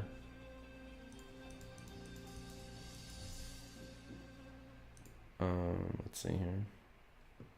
This is harder. We might want to keep the option to get a Dried Arbor, but yeah. Because like Dried Arbor like would be a very beefy creature, just like Hyena, Umbra, Ethereal Armor. But if our opponent has push, that's obviously awful. I think we can play it though and give ourselves that option. I don't really care if my opponent gains 1 life, but we're removing this Boggle. That's a total non-issue. I'm actually fine with taking the damage here too. I think giving my opponent the land is way more relevant. Do I just want to take free? I don't really care. We have like Daybreak Coronet and stuff like.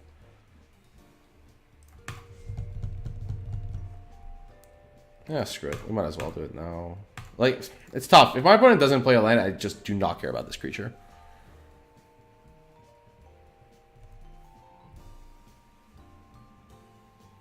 Okay, so they're clearly playing push up, so... And they haven't played a land. So I'm just gonna like untap. I'm not even gonna path this.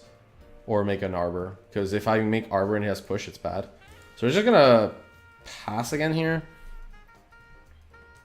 Since our opponent probably has path to exile and push, but like push isn't a problem if they tap out. We can take this for a few hits.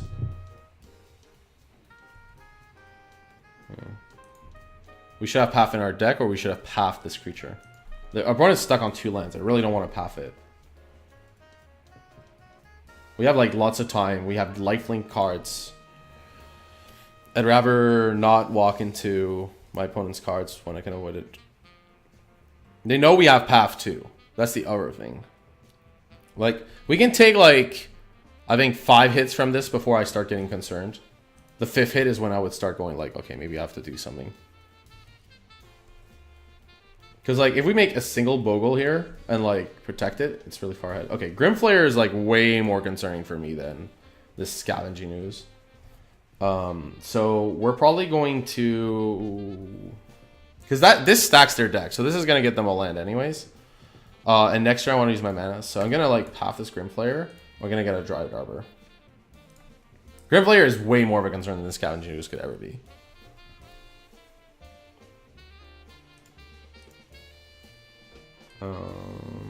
Dried Arbor. Because for at least the turn we won't... Yeah, okay. So now if they have path, we're kind of in trouble, but yeah. Okay, Windswept Thief, sure. Windswept Thief getting... I don't want to take too much damage, but this turn is good to make this Dried Arbor very indestructible. So we can Hyena Umbra plus Spider Umbra it. Basically on the premise that like if they have Liliana or something, we just die. Anyways, I could lifelink it. That's the other option. We would be at free mana. I think lifelinking is okay, but they probably have Abrupt Decay. They can't kill the Arbor with Abrupt Decay, but they can kill the Aura, and then like the Daybreak falls off.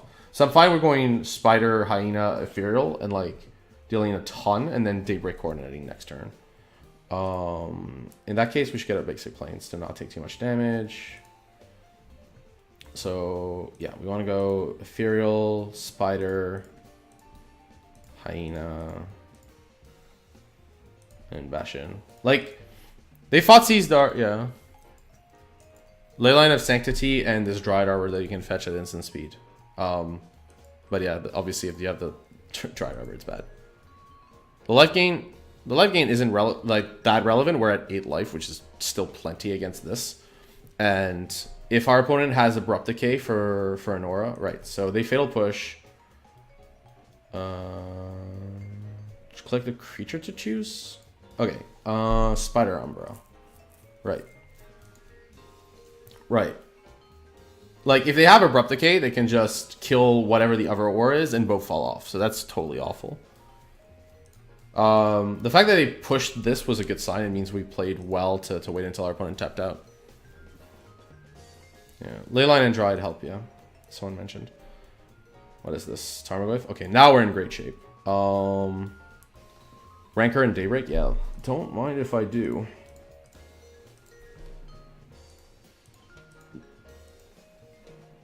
This forces our opponent. They can't chump. It doesn't make them chump block, sadly, but it's still pretty good here. Okay, so they need to have like 2 more fatal pushes, a Path or Liliana. These are like not unlikely scenarios, sadly, for us. But yeah, I think we maxed out our damage. We did what we could.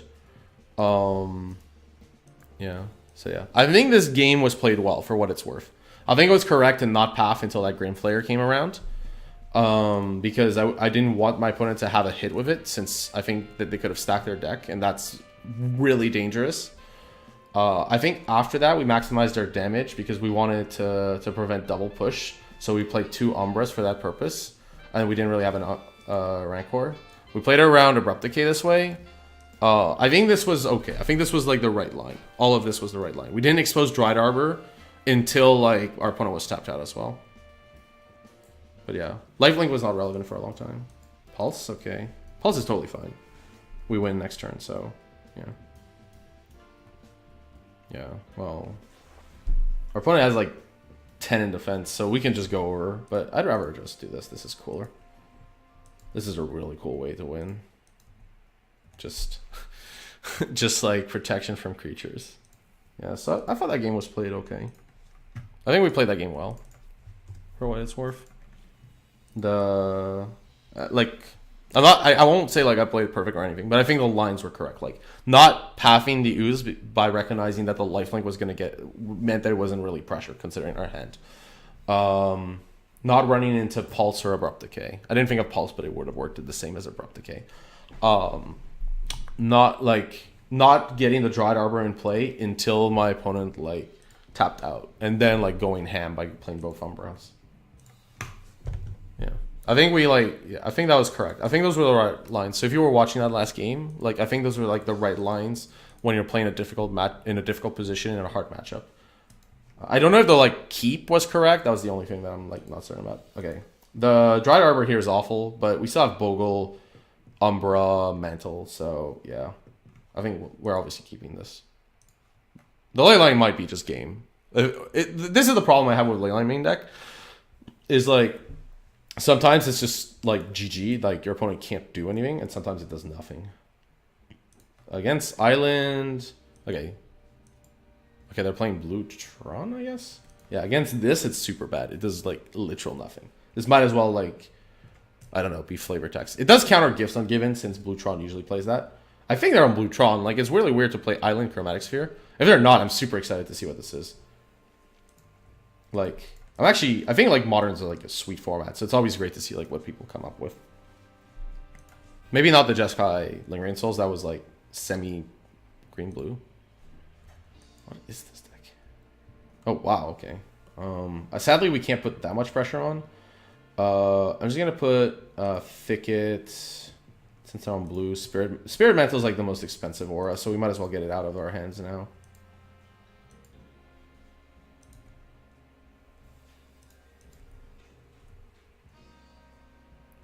Yes, Leyline counts for Ethereal Armor, but usually your hands with Ethereal Armor seem good enough that I can't imagine you need it. Like, it's fine. It's just like, yeah. Dear God, my opponent's kept a pretty loose hand. They mulligan, right? 1 second. They mulligan to 6 and bottom. Okay, they kept a loose hand, but they had like a bunch of stars and spheres, so their keep was loose but correct. Okay. Here I could play the Bogle and the Spider Umbra. I think I'm gonna go Bogle, Spider Umbra, Dried Arbor, and then we can sack the Canopy next turn.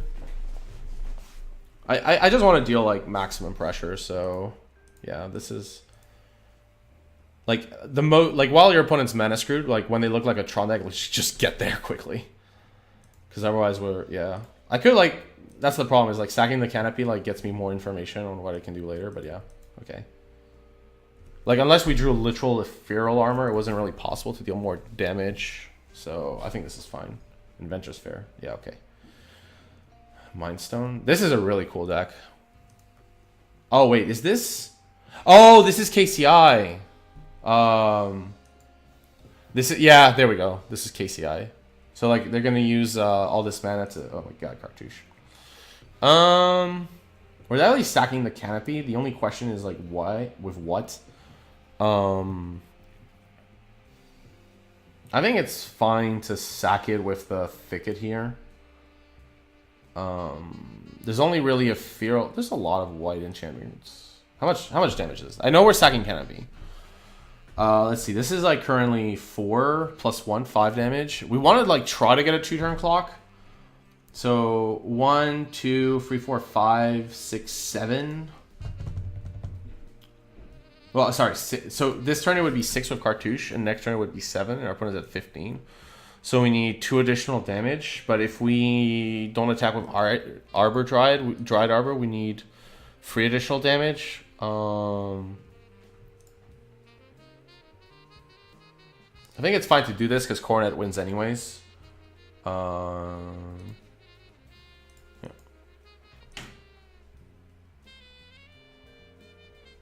Whatever. Right. They're playing, yeah, KCI eggs, whatever you want to call it.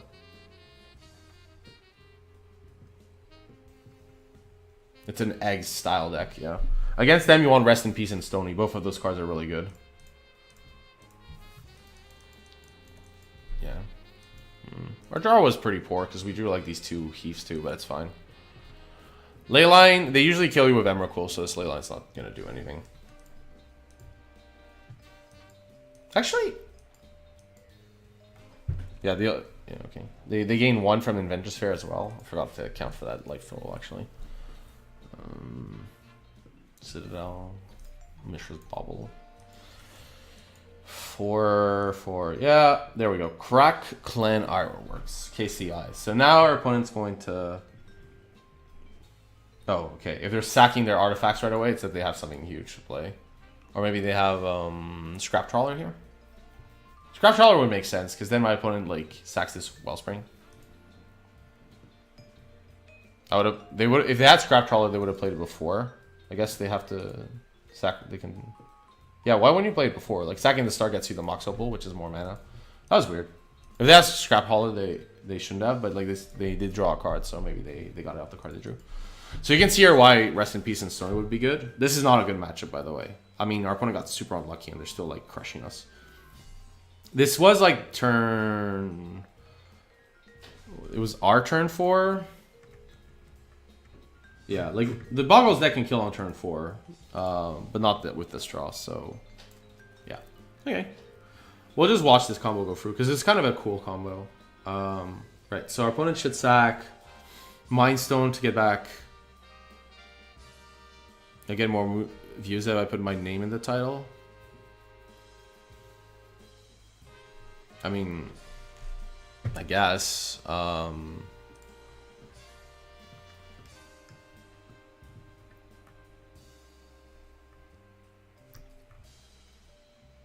Could do that. I mean, it's fine. It's pretty low cost. I could replace Platinum Pro by that at this point, I think. I don't really like necessarily the Platinum Pro aspect.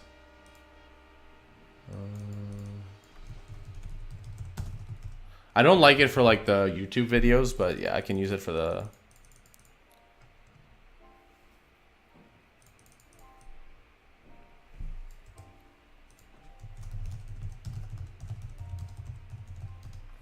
One second, let me try the tile while my opponent's going.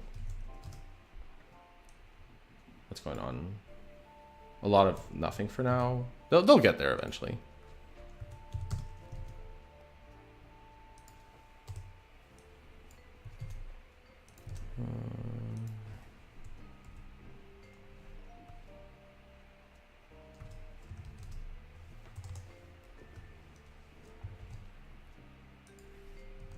You can see them coming off. I'm not even like paying attention at this point.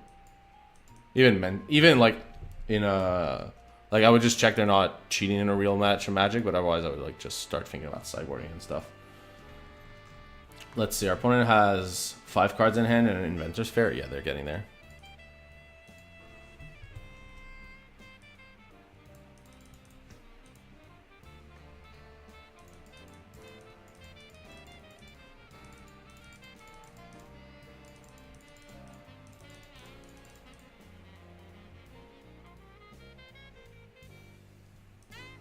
I think I can change it. It's fine. I assume the guy in chat is trolling. I mean, it's possible you don't know, but the what is this guy's name is probably indicating you're trolling. Change the title, I think. Oh, whatever. So what's going on here? Our opponent's drawn cards. They have tons of mana. They have this Inventor's Fair. 25th. If I was 17th, I would have gotten in there. Explosives for 1. Okay. That's pretty good against what we have. It's not as good as it looks. Basically because, yeah, we have a replacement effect that protects this. So it's not that bad. And yeah, but our opponent has 9 cards in hand and like infinite mana. They're gonna get there. They're like confused as to why, but it doesn't matter. You can just sacrifice like whatever. You have 9 cards. Come on, like one of these is gonna be good. Like I know you can draw lands, but this is ridiculous. Emrakul, sure. How many permanents do you have? 1, 2, 3, 4, 5, 6. Okay, so I'd be left with 1 permanent because I have 7. I gotta concede. Like. There is a world where I can survive this. I mean, I would survive this Emrakul hit and not lose totally everything, but it's not gonna end well. So we're gonna stop here. I think you get like what's going on. So yeah, because of scrap. So like our sideboard's actually super strong. Like literally every card works. So we're gonna like Stony Silence, Rest in Peace, Gadok Teague, and Seal Primordium. All of these cards are good. And we want to remove everything that's like a marginal card. Our opponent has Path to Exile. Spirit Mantle is not good. Courage isn't good. The Umbers are still good because of explosives. Even though they're the least. They also like protect like say Gadok Teague. But we're boarding in so many 2-drops. I'm gonna board out one of these Coronets since it is +3/+3, but it's just not as efficient. Yeah, like all of these are good. Like the Seals, the Teague, the Rest in Peace, the Stony. All of this is great. Like, there is an argument, like, are we over sideboarding, but not in this match. Like, all of these are must-deal whiffs from our opponent, and, like, they are problems. Like, Seal is the only one that's, like, marginal, but it's fine. Like, yeah. Like, Stony Silence shuts down, like, all the eggs. The Rest in Peace shuts down Trawler, and, like, it's, yeah. Well, we're not keeping this hand. We can do much better. Okay, we have Gadok Teague and Rest in Peace. That stops quite a few things. For what it's worth, Gadok Teague's probably the worst one of them, but it is a creature, so it's not so bad. We don't want the Spirit Dancer, so I will fetch a Temple Garden, and then an EOT. If it was a card we keep, we obviously would have played like one of the other lands, but yeah. Bobble, Opal. This is a really strong opener from our opponent. Okay, fetch Temple Garden.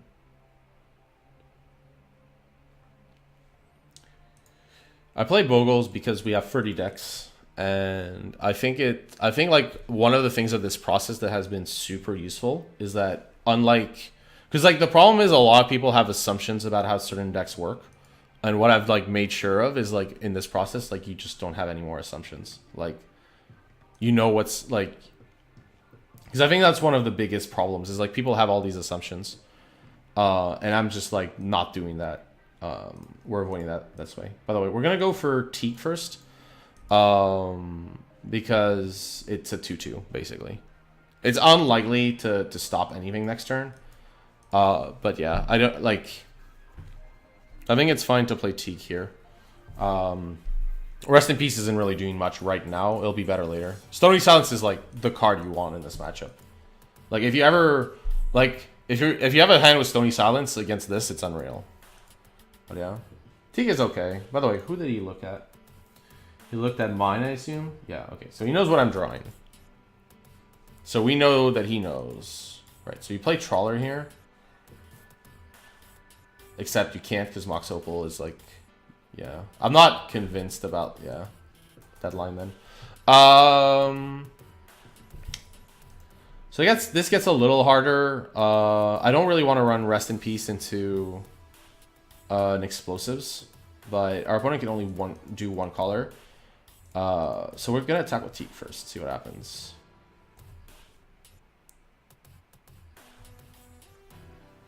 Let's see. So I could rest in peace if I'm like super afraid of combo. It doesn't really do that much right now. It's really good against their combo down the line. Core Spirit Dancer allowing you to draw cards is important. It's only off auras though. And they know I drew Glade Cover Scout, so whatever. Oh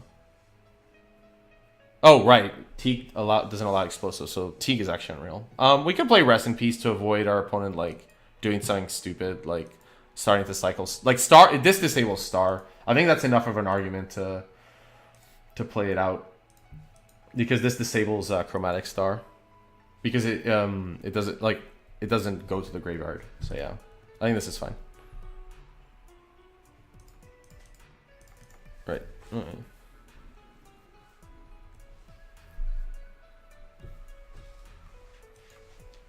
Yeah. So what's up? Nature's Claim to Rest in Peace? Okay. Our opponent obviously has like some copies of Nature's Claim. We can't really do much about it. Wellspring, right. So like this is also like something that like Rest in Peace disables. What is our opponent gonna do here though? Trawler, okay. Well, let's see. Spirit, this is actually kind of awkward. I could play Rest in Peace because of the Trawler, but my opponent's gonna like start doing Inventor's Fair and stuff like that. I think we can't really put that much pressure on my opponent, so we're just gonna like stand back a bit, like play Rest in Peace. Yeah, we're gonna like just use the Dialectique and the Rest in Peace to make it really hard for our opponent to go off, and then we're going to eventually get Spirit Dancer plus some auras and like go nuts. So that's our plan. It's a very slow plan, but it's totally fine. I probably will sack this Horizon Canopy at some point, but yeah, if I draw a land, I will. Bogle, okay. I did not draw lands. So my opponent doesn't know of a Dancer. I could just play Dancer here. I'll probably play Dancer and Bogle. So my opponent can't explosive. Because it has X, as someone pointed out. I should have mentioned that earlier, I guess. I forget that Galactique is really good against a wide variety of decks. So my opponent can get Inventor's Fair. I'm not actually sure. Nature's Claim again, jeez. Okay, they got both claims. They only played 4, but this is still pretty unfortunate. They've only seen 13 cards. Did I talk about my GP coverage experience? I guess not like in depth. I mean, I was happy to go and all that stuff. If you had like specific questions, like how it was and stuff, like I can happily answer that too. I was mostly happy. I'd like to do it again. I think I did well for like, it wasn't like super like technically my first time, so I did it in Madrid years ago. It was definitely my first time. North America. Pirate Spellbomb? Okay. That Pirate Spellbomb's unfortunate. Now he cuts key again, yeah. We did what we could, though. Like, our opponent had double claim and Spellbomb. And we didn't have auras to start dancing off dancers. So, yeah. Sorry, drawing off dancers, not dancing off dancers. We have this is why you want to overload on sideboard hate against a deck like this. But now they have KCI and they're going off. This is really bad for us. I mean, yeah, they're not that likely to have double Nature's Claim, so yeah. Oh well. I think this matchup's bad, but post-board it's pretty good because you have so much. Yeah, because now, yeah, they can get the Pirate Spellbomb. They can sack, they can like get Mox Opal, and yeah, they can just use this Trawler to get a bunch of mana. So yeah. The Trawler is like the only reason you want to keep like Path, but I don't think it's right. So yeah, because like the rest of your hate is so good. Like Rest in Peace shuts it down, Stony Silence shuts down KCI, Galactique doesn't allow this to be in play. Chill Primordium is also pretty good, just because it shuts down. Like it can shut down Trawler before he goes nuts or something. They only have 4 Nature's Claims because like the class of cards they care about is very limited.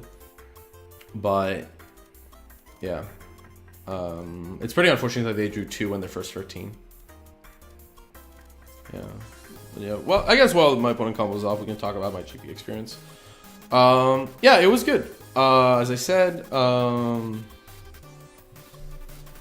thought like it was gonna like it was kind of nice to be able to basically commentate on a multi-format GP, which I think is like really a really interesting challenge. It's not like super easy, I feel. So it was really interesting to get to do that. Oh, my opponent's gonna war, by the way, and win from that war. Yeah. What? Yeah. So I was really glad to go. I thought Marshall was a really he was super experienced and like someone really good to partner with, just because he had like whether you like his style of commentating or not, like that aside, the fact is like when I talked to him, the first thing he did, like his basic philosophy is he cares like about the viewer first and foremost. That's like his thing. He's like, the viewer is the person who matters the most, and that's like something I massively respect in him. That like the viewer is like what we care about. Like everything else aside, like what matters isn't like you're going on to deep lines or that you have this insight. What matters is that the viewer has an entertaining time and that you're delivering that entertaining time. So like that was like really a great part, I think, of like working with him. Was that philosophy was awesome. And like the first day, like I made a lot of mistakes, mostly pacing, like getting used to stuff, and like the quick feedback that the coverage team gave me was great, because like it meant that like I got to improve like, you know, super fast. Like round after round that I was commentating, I was getting better every round, because they were giving me that feedback like instantly, making sure and like letting me like basically be who I am, where I excel, right? Like the format knowledge, like knowledge of the formats. So yeah, that part was good. As for this game here, we're obviously lost. I'll just let my opponent combo off so you can see this deck, since it's kind of cool. I haven't like tried this deck. I could put it up like on the poll. I think I will actually. It's a really cool deck. So like yeah, after like this stream, I'll put up a poll of like 4 decks that and ask which one you want to see me run, and I'll run that deck. I've done this like already 3 times for those who are used to it. But yeah, for some people who are new, that's kind of what I did. Right, so as for this matchup, if you ever play against this deck, like, you know, they have like a number of claims. The stuff to keep in mind, you can attack them on graveyard or in play. And yeah, I think that's like a really key distinction. There was also something else that was important here. I don't think killing these really matters much, but whatever. I guess like, because this is 0-2, right? Yeah, it's a 0 in play, so yeah.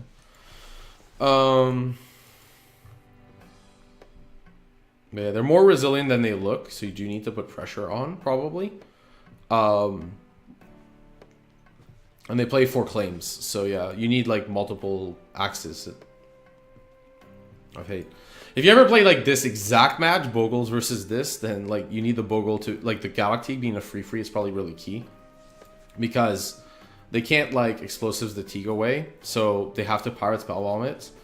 In our game, we never had the option. We never drew like any of the auras. I mean, we brought it out some, but we still like didn't draw like most. Like we still kept it in the primaries. We just didn't draw them.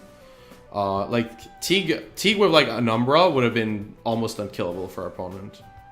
Although they have like Nature's Claim, it would have been like Nature's Claim plus Pirate, which is a lot of work.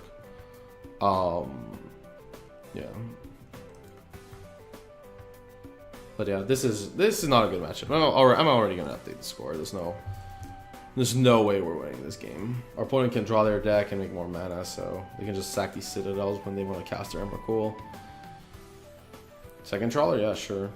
Like I don't want to like just see where they go. Like let's just let them have fun. Yeah, sure. This would be a really weird pass. Possible, of course, but they have like Crackline Ironworks getting back like, yeah, 2 Wellspring. Like yeah, they're at this point they're adding mana and drawing cards. Like their cards add mana and draw cards for like 0 or like yeah, like each of their cards is like a ritual that draws cards. Like they basically transform their deck into a never-ending stream of Metamorphoses. But yeah, we got, yeah, as I said, like the main key for this game was that our opponent had access to 2 Nature's Claims plus the Inventor's Fair to kill the Galactique. We actually had a lot of hate. We had like double Rest in Peace Galactique. So like we were covered. Like out of 11 cards, we got like 3 pieces of hate, which is pretty much normal, I'd say. But yeah, we got like hit by the double Nature's Claim. I think against this deck, Stony Silence is by far the best card you could have. Rest in Peace is okay, but they have Nature's Claims, so they can still like start doing some stuff. Galactique is also extremely good. It's actually really hard for them to deal with it. Yeah. We'll concede here. They have the Emrakul. Right, the game as it is. Could I play my next league match, please? Like, the game has ended. I understand this, but I'd like to play my next match. Like, I can draw cards, but I can't, like, leave. Let me see. Okay, so it is just me. Nope! No, it's not just me. Cool.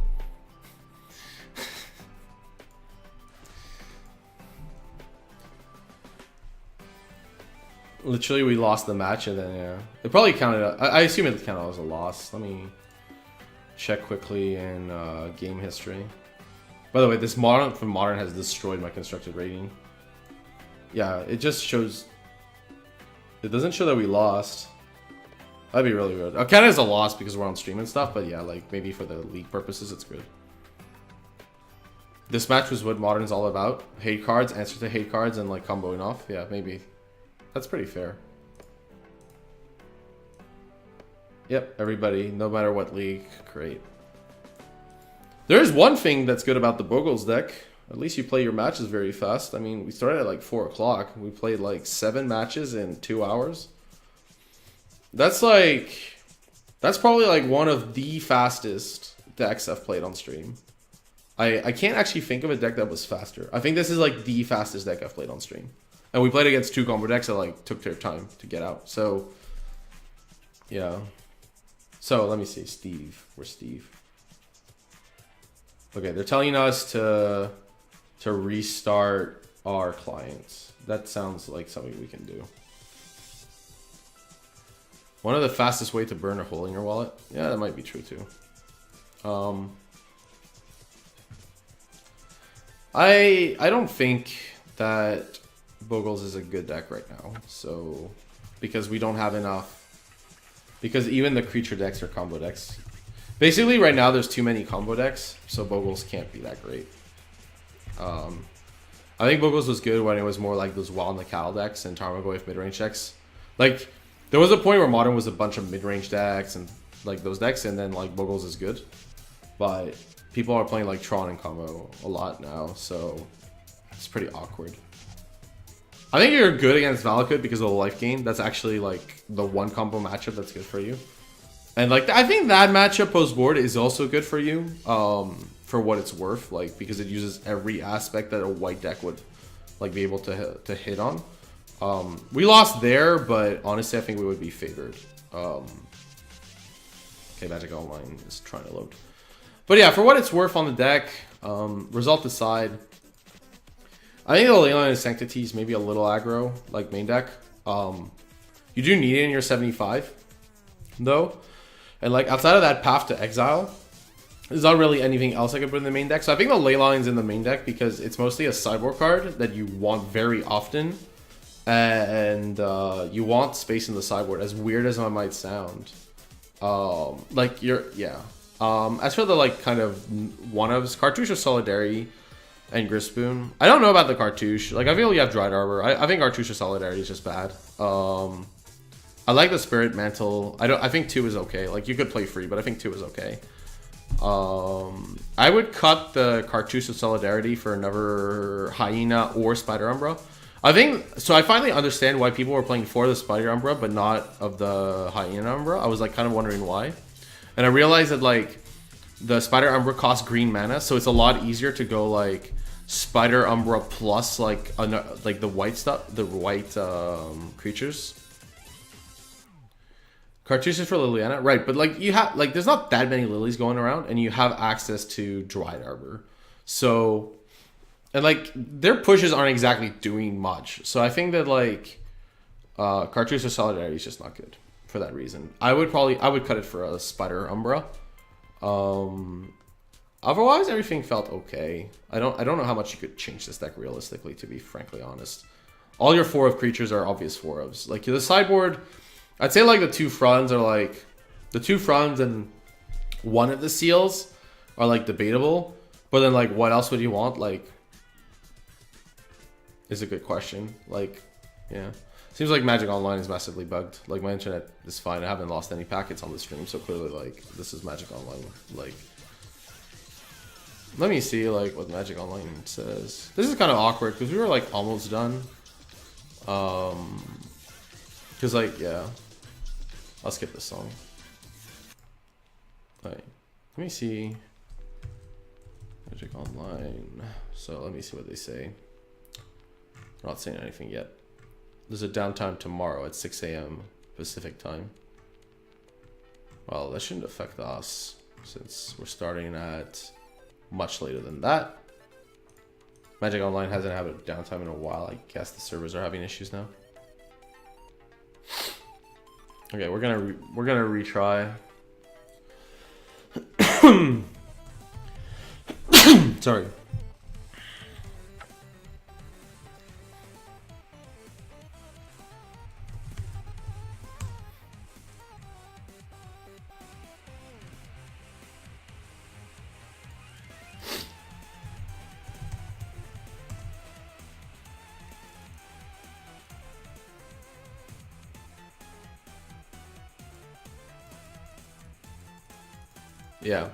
Yeah, so the only change I would make is probably that. I think the 1-ounce Grand Spoon is totally fine. Like it's basically like your third Spirit Mantle, but it costs 1 mana.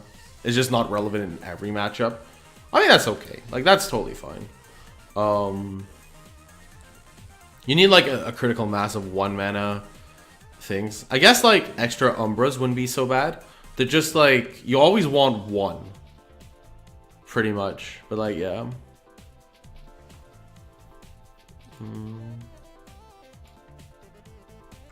Yeah, people are talking that MTGO crashed.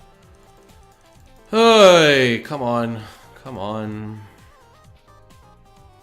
And this is really frustrating. We were so far off. This is probably because I started the stream like an hour later. If I started an hour sooner, like, it'd be done by now. I would have to face this issue. No, I started the stream like an hour later, like basically because especially for North America, like people are like back at work and stuff. So for like clock purposes, I started an hour later. That seemed like better. But like obviously for Europeans, this is awkward. But they can still catch the stream because like it starts at 4. There's like 9 p.m. UK time, so they have plenty of time to watch. And Europeans at 10 is okay. Like they can watch for a little bit. It's not too late. I definitely felt better doing the stream at 4 today, though.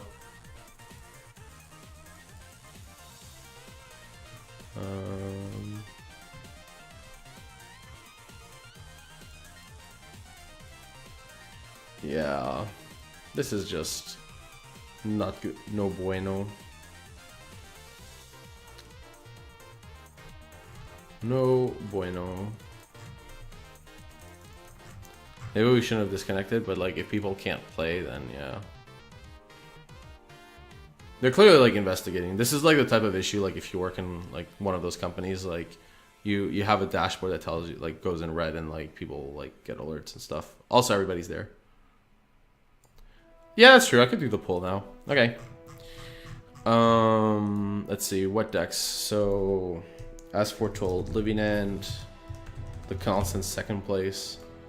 KCI, Clark, Clan, Ironworks. That was kind of cool. What decks would you like to see? Adrac was popular, so Green White Hate Bears. I played a lot of core decks already, so I'm not like the biggest fan of playing like another creature-based core deck, just because there's a lot of them on stream, and I don't think like Green White Hate Bears is going to add a dimension to the deck that isn't already covered by all of these other decks. That's the problem I have with like running that, is it's just another one of those decks, and I'm not convinced that it's necessarily better. Lantern Control is tomorrow, so you don't have to vote for it. It's coming tomorrow. Ad Nauseam is the same. It's on schedule. So I'm going to give you a link to the schedule. Anything that's on there, you don't need to suggest or vote for, because it's either been run or will come up. But yeah. Oh, there we go. It's worked. Adrac is fine. I'm okay with like running that one again. I need one more deck. The Prison Red deck is not happening. I could put Scred Red, but I think it wasn't very popular last pool. The last pool I did, like, the red X deck was not very popular. To be fair, Adrac wasn't either. Yeah. So I have Asphortal, Living End, and Clark Clan Ironworks. I need, like, 2 more decks. Yeah, okay, Suk wins the match. That's totally fine. I agree with that. So we're gonna wait. I'll wait for the poll to happen, and then we can start the match since people are probably reconnecting and stuff. So there's no need to be in a rush.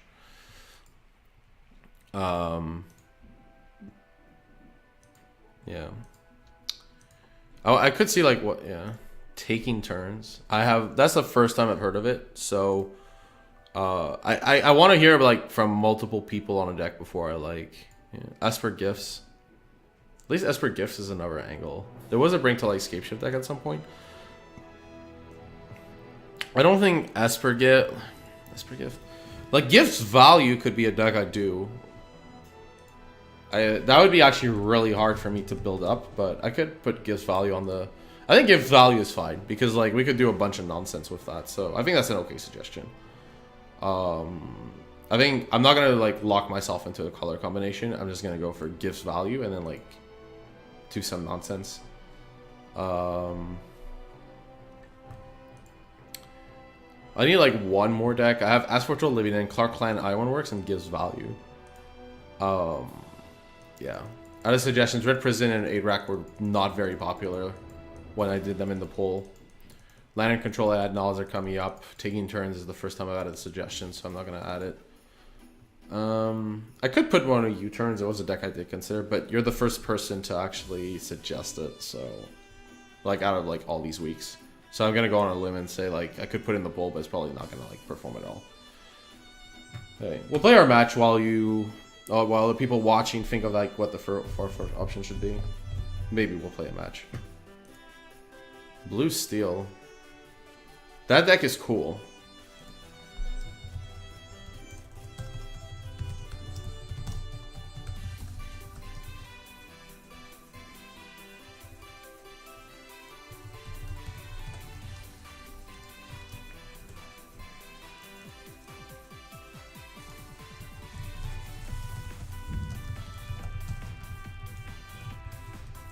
Alright, so there's still issues with Magic Online.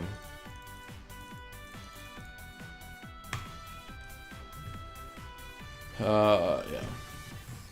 It's not just us. Okay, they're just redoing stuff, so it's fine. Okay, thankfully the issue wasn't very long, so that's okay. By the way, an outage, like 5 minutes like that, it's actually shocking how much money they lose when that happens.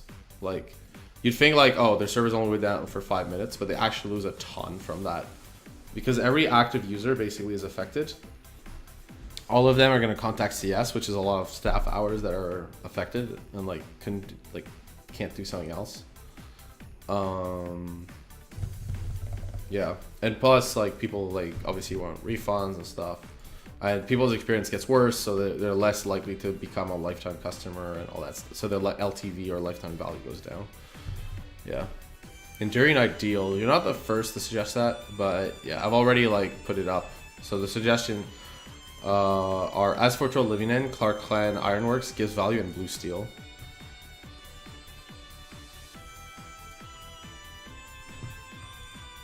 I have played Mardu Pyromancer.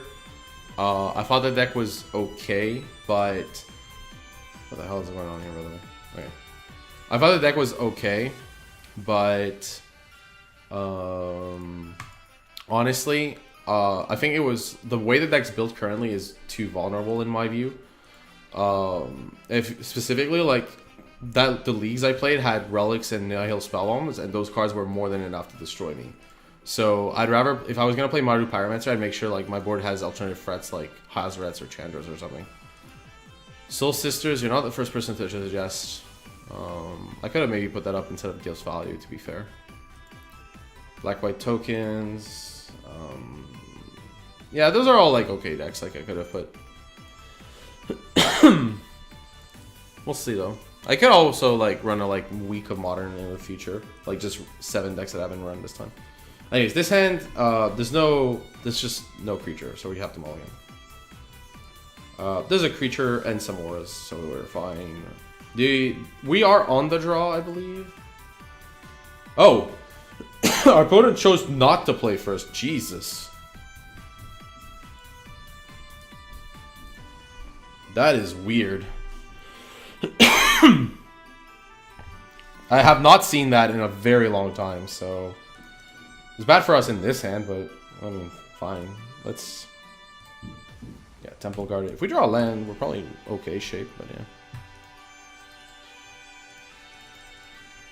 Black white tokens with polymorph Emrakul in the board.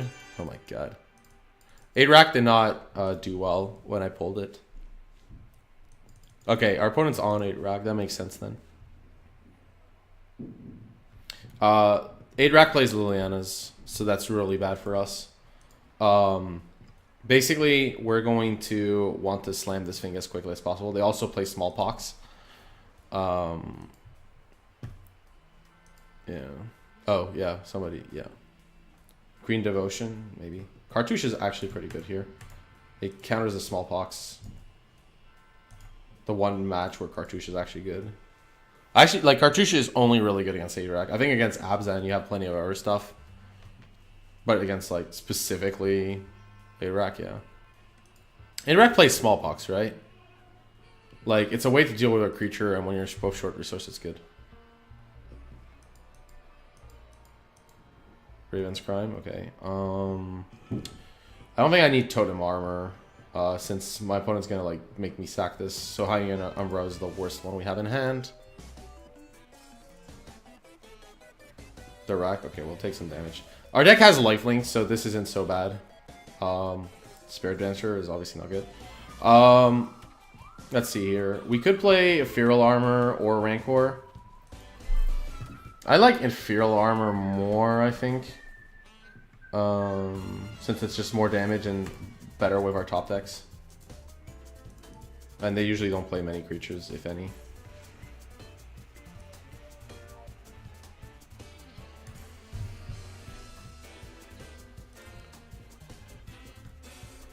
Choose an opponent. Funnily enough, Leyline of Sanctity against them is just unreal because the rack doesn't even affect you. I actually don't know how 8-rack beats Leyline of Sanctity most of the time, but yeah. Okay, we'll lose Spirit Dancer. I don't really mind the life loss. Like, this is much faster than what my opponent's doing to me. I'm gonna flashback this Raven's Crime. You must have like some other discard spell you're gonna use. Otherwise, this was a weird play. Okay. I guess it's fine, but yeah.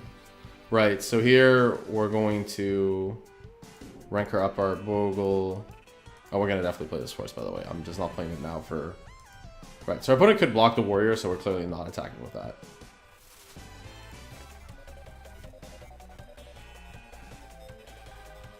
Their plan might be to push this Warrior and then Liliana, and unfortunately, we have nothing against that plan.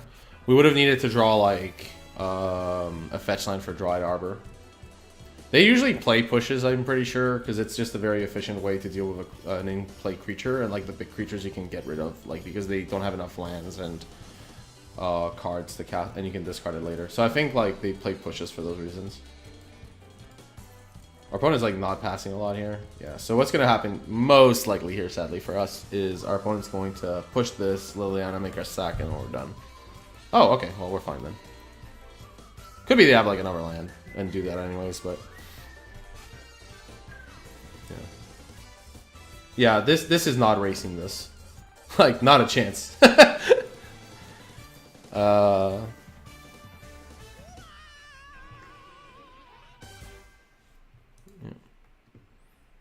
It's kind of funny. We didn't really lose much from these cards. Like, this... Yeah, there's the Liliana. We sack this Warrior and we win. So our opponent didn't actually just... They had the Lily. Wow, this Cartouche of Solidarity is perfect. I mean, they're done. There's nothing they can do to prevent this thing from going to town. So, yeah. Alright, so they play a Lily, so these ley lines are important. Teak doesn't really do much. Front is too slow. I'm not actually sure like what is even good against them. Probably nothing. Teagues don't stop anything. Front is way too slow. Seals like the Seals killed the Rack and Shrieking Affliction, but otherwise aren't that great. What do they board in, like, anyways? Let me double check. When I play online, I check because I just want to know what they're on and understand how the decks work. Like, if you're wondering, because, like, I do try to, like, emulate real life so that I understand what's going on. But, like, as in, like, what would I do IRL, like, sideboarding? But it's good to know what they might have. So somebody is boarding in a bunch of creatures. Bontu's Last Reckoning. Okay. Bontu's Last Reckoning is important to know about. They board in Shadow Asylum Visitor. So like a few of them board in like some creatures. Others don't. Like Tombstalker. Okay. We don't really care about creatures. Like if we're gonna win, our creature's gonna be insanely large. So Bontu's Last Reckoning is the main thing. Okay. Well, none of this like really survives it, apart from front, but that's really expensive. So I don't really care about the paths. I'll be honest. I'll just board in 2 seals for the rack and stuff. They're bad, but I mean everything's kind of bad. It doesn't really matter. Like I mean the seal, like the paths are super bad. Like there's 2 cards that are just gonna be super awful. They could be Gadok. Actually, you know what? Gadok Teeg's okay. It's a creature that like at least fights a Liliana. So yeah, I don't really care. We have like plenty of card drawn, so I could have like cut a Spirit Mantle for that. Yeah, they're gonna be on the play. I know that they are likely to have a discard spell, and this Core Spirit Dancer is super weak. Mulliganing against them is super bad. We have Horizon Canopies too. We're on the play here. Yeah, this is tough. Because if they have a targeted discard spell, we pretty much just lose, and there's no lifelink. I'm not gonna keep this. Oh my god, this is even worse. This is fine, if bad. Ow! Oh, that is disgusting. That top ley line is just the worst. That's just filth right there. That ley line on top was just harsh. The rack, okay. Sure. Yeah, we're gonna take damage pretty quickly. Yeah, I'll just play this Spirit Dancer. Oh, it's a swamp. I should have taken damage, by the way, there. I forgot that my opponent played Urward, so I could have just added black and not taken damage. So I took 1 damage that I shouldn't have. Hopefully that isn't a problem later, but yeah. Alright, Smallpox. Okay. We have Rancor, so we're gonna discard this Canopy and the Bogle. And we're gonna sack this Canopy. Right, okay. We need to get really lucky, but yeah.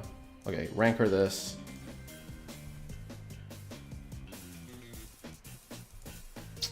Actually, did not draw a card. Did not draw the land. It doesn't matter much here, but yeah. If they have a second Smallpox, we're in real trouble. But you know, if they have 2 Smallpoxes, they have 2 Smallpoxes. What can you do? Right, exactly. Smallpox is always going to be brutal for us. At least we don't take damage, I guess, from the rack, but yeah. Like, our opponent's super far ahead now.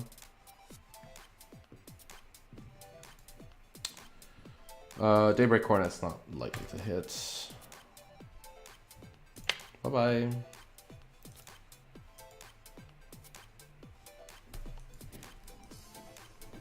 Yeah, we're about... Okay, so we have no land, so we're pretty much dead.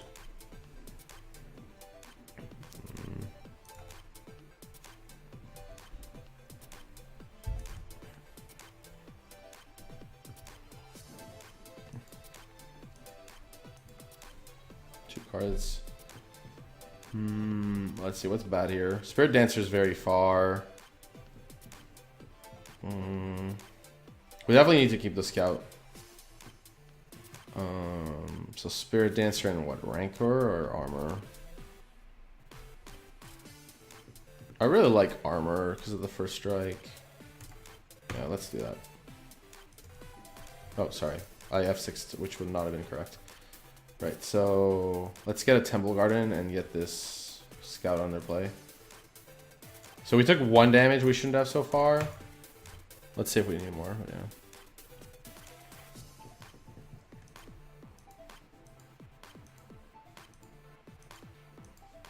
Okay, we're whatever. I'll concede here.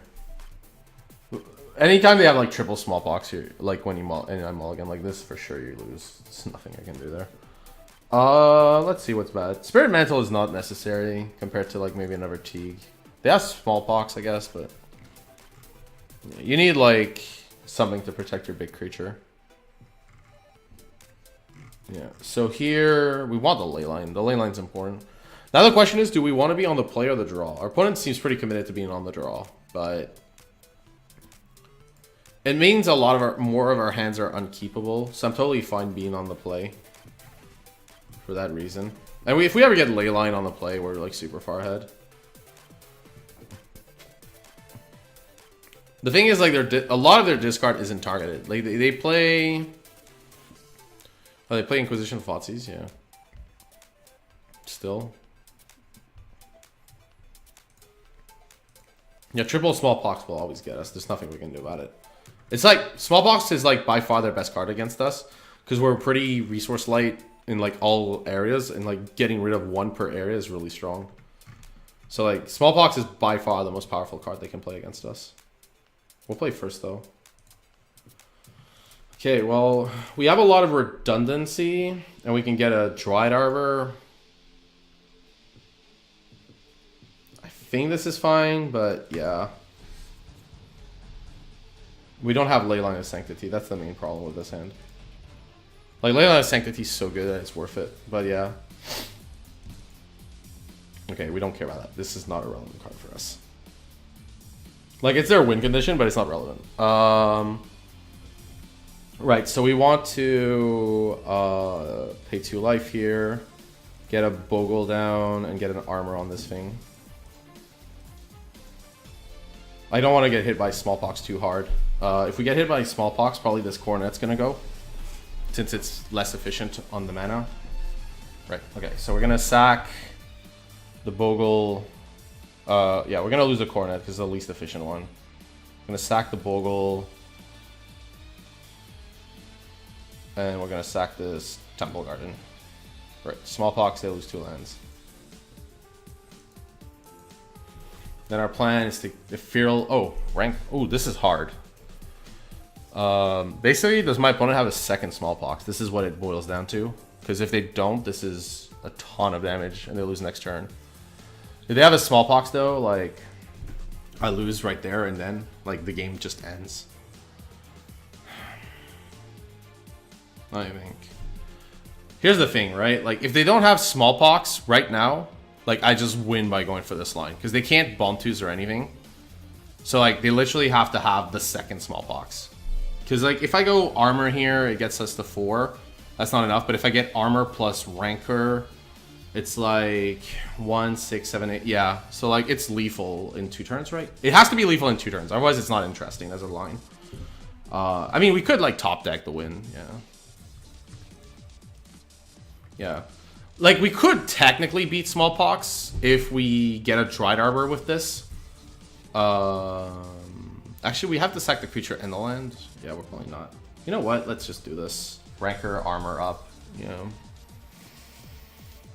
Because we can't beat Smallpox, don't want a Temple Garden anyways.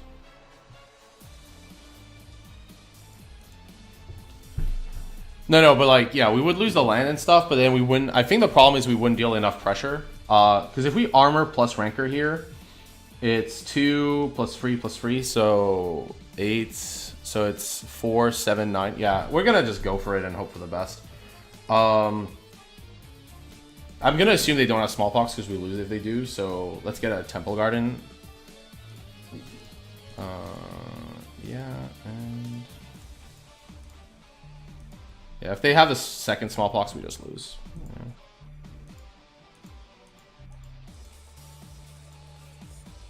They discard a land, so they clearly have a land in their hand. This kind of like Mutavault lets them redraw, but that's totally fine since it means Smallpox would actually just kill them. Because they would block this and go to 1, and then they can't Smallpox because they die. I think it's correct to do this. Like, the first Smallpox is always going to be brutal. But I think this is why it's correct for this deck, like for the rack to be on the play against this. Because like there I had 2 Bogles, but like imagine if my opponent had like a discard spell there. Yeah, I don't know. They didn't have one, but we actually managed to beat the rack without having Leyline of Sanctity, which I think is pretty impressive. So yeah, you attack here with the Glade Cover Scout, and then the game ends. Because this is just a 1/1. This is an interesting card. You can do it like on their draw steps, so it's actually pretty powerful. Especially because they have no removal postboard. Okay, cool. We won. I think that matchup's supposed to be good for the Bogles deck. They have Smallpox and Liliana, so you'd think it's worse. But apart from those cards, you don't really care about their clock or anything. So like, it's entirely dependent on Smallpox, Liliana. Everything else is like mostly irrelevant. Since Smeltooth's Last Reckoning is not very good against an Umbra in the board, so yeah. Okay, so we went 4-4, but we went the right type of 4-4. We went the type of 4-4 that gives us like lots of prizes to make up for going 0-free. Right, so that's cool. You could say I got better with the deck, but no, honestly, like, no, we were 0-free into 4-4, into 4-1, 4-4, I guess.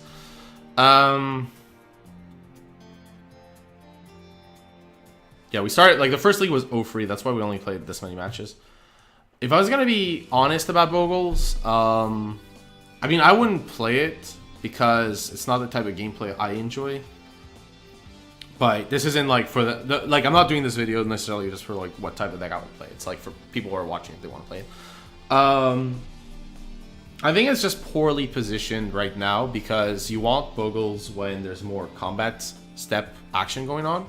And there's too much other nonsense going on. So right now I don't like the deck for that reason. I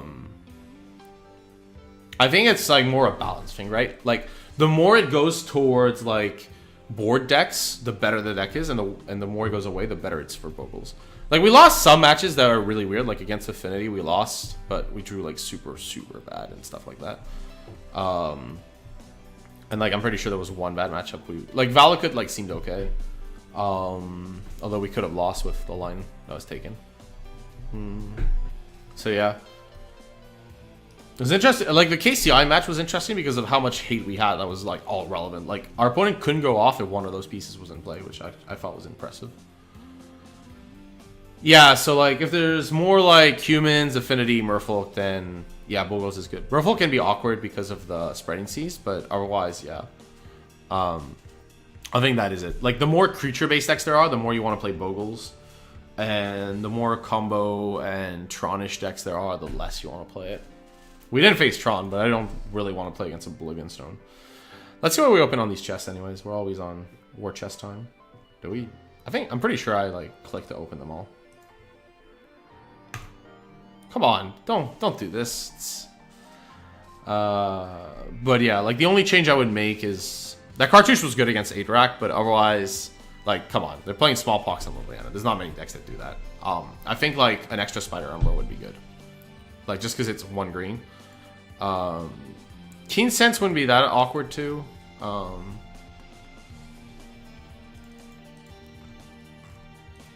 okay, that's weird. Come on, chests, you can be opened. We can try opening one, just see what happens. Nope. The chests do not want to open. They are sealed shut. We have to find the key. But yeah. So like for the deck, yeah, I would do minus one cartouche of Solidarity plus 4 Spider Umbras. Sorry, plus 1 Spider Umbra. And then like the deck's probably fine as is. Like there's some flex slots in the board and stuff. The key is to restart. The problem is if I restart, it's probably going to like remember that I tried to open and then we have no idea what it opened. I think that's the worst. It's like you have no idea. How many play points do you have? 214. 214. Okay. Well, at least we'll know what, because it doesn't tell. Yeah. I don't really want to restart. Oh, there we go. Finally worked out. Wow! Holy smokes! Wow, that's, oh my god. Oh, those are, oh wow, those are some chests right there. Holy shit.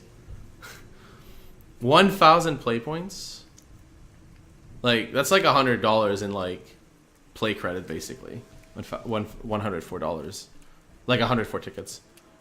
This is also insane. Like, holy, a Box Opal is like an insanely expensive card.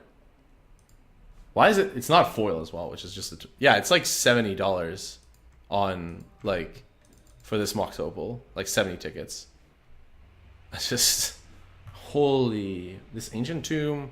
It was a rare in Vintage Masters, so it can't be that expensive. Ancient tomb is 3 tickets. It's still like something. That was 8 chests. That was well above average. We also have the Fable of the Wolf and the Owl, which is one of the coolest Magic cards they've ever printed. Not very necessarily good, but it was super cool.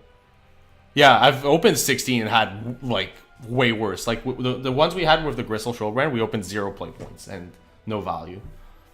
Lord of the Pit. Okay. Oh, Lava Spike? Wait, isn't Lava Spike worth like way too much for no reason online? Shouldn't be, but yeah. 1 ticket? Okay. Yeah. I mean, we did get a bunch of openings that were awful. We were like at some point, like it was. I mean, it doesn't necessarily work like that, but you know, I was hoping that at some point it would be different. Yeah. Wow, that is just because like 1,000 play points is a chest you can't open, and we clearly got that one. Yeah, this is just unreal. Like 1,000 play points in the Mox Opal. Like that's just. Bogles is okay. Bogles is the best deck. Please run it. No, I guess it's like Magic Online rewarding me for going 4-1 with Bogles. They're just like, look, if you're gonna handicap yourself, then like you deserve like a real prize if you're gonna like do well with it. No, I'm joking. Bogles was fine. I just think that like there's not enough creature decks right now, which are what you want in the format for Bogles. Like Affinity, Burn, Humans, like all those decks. There's too much combo and Tron right now. So I feel like we drew pretty poorly against Affinity. Otherwise, I felt we drew pretty well. In the set, we would like our leagues were results dependent, like in terms of our draws. But if all it was like only one match, I really lost because there was one match I could have lost because I didn't play optimally, and there's one match I could have lost. I think I lost because I didn't play optimally, but I don't think it was quite possible I didn't win anyways. So yeah. I think like I mean I wouldn't run the deck because I like to have I don't like this type of deck, but honestly it's probably fine minus, but it's like fine minus because the format has made it fine minus, as in like the deck has not evolved enough to deal with the fact that because like it's gotten better because less people are running Liliana of the Veil right now. Like it used to be like a really like a Odo 4 of and stuff like that. But like more people are running Combo and Tron. The hell is this? Galecaster Colossus. Is that worth anything?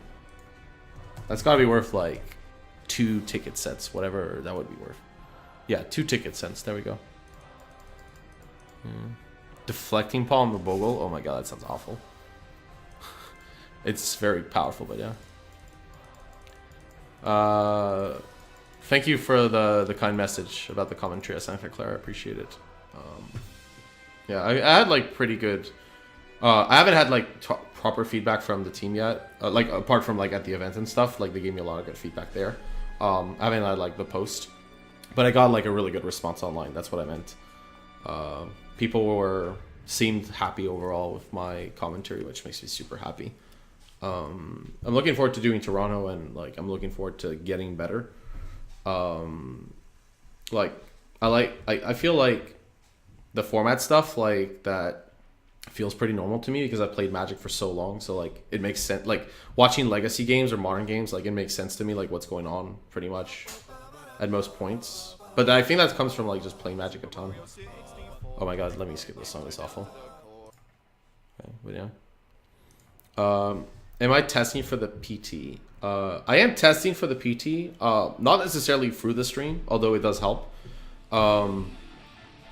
If I like, okay, so if I was gonna like properly test for the PT, I would lock a deck and just test it to death, or I would try to investigate a deck that could break the format.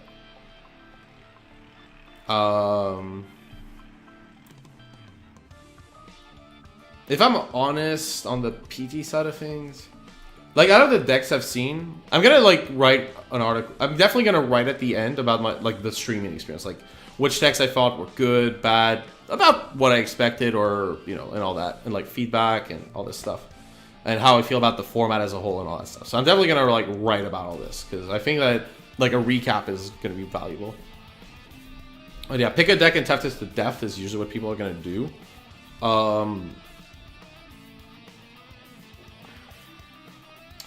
As for what I expect of the PT, I don't think people will break it.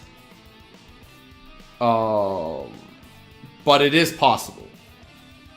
There are still cards in the format that, like, if you think back, like, at that 5-color Death Shadow deck, like, with Traverse and stuff, that was, like, a deck that kind of came out of left field and, like, totally surprised everybody. And that deck was discovered after Probe got banned. And Probe would have been excellent in that deck. So, it would have been excellent in Grixis Shadow, too. So, I think these decks still exist, and, like, there are things that aren't explored. If you're, like, looking for, like, how to break Modern, this is basically the card you should start with. This is the most broken card that's left in Modern. Like, by far. It's, like, easily the most broken card left. It does something that nothing else does. It just requires you to play a specific set of cards, unfortunately. The other problem with Mox Opal is that Stony Silence is still ubiquitous because of other decks that run it.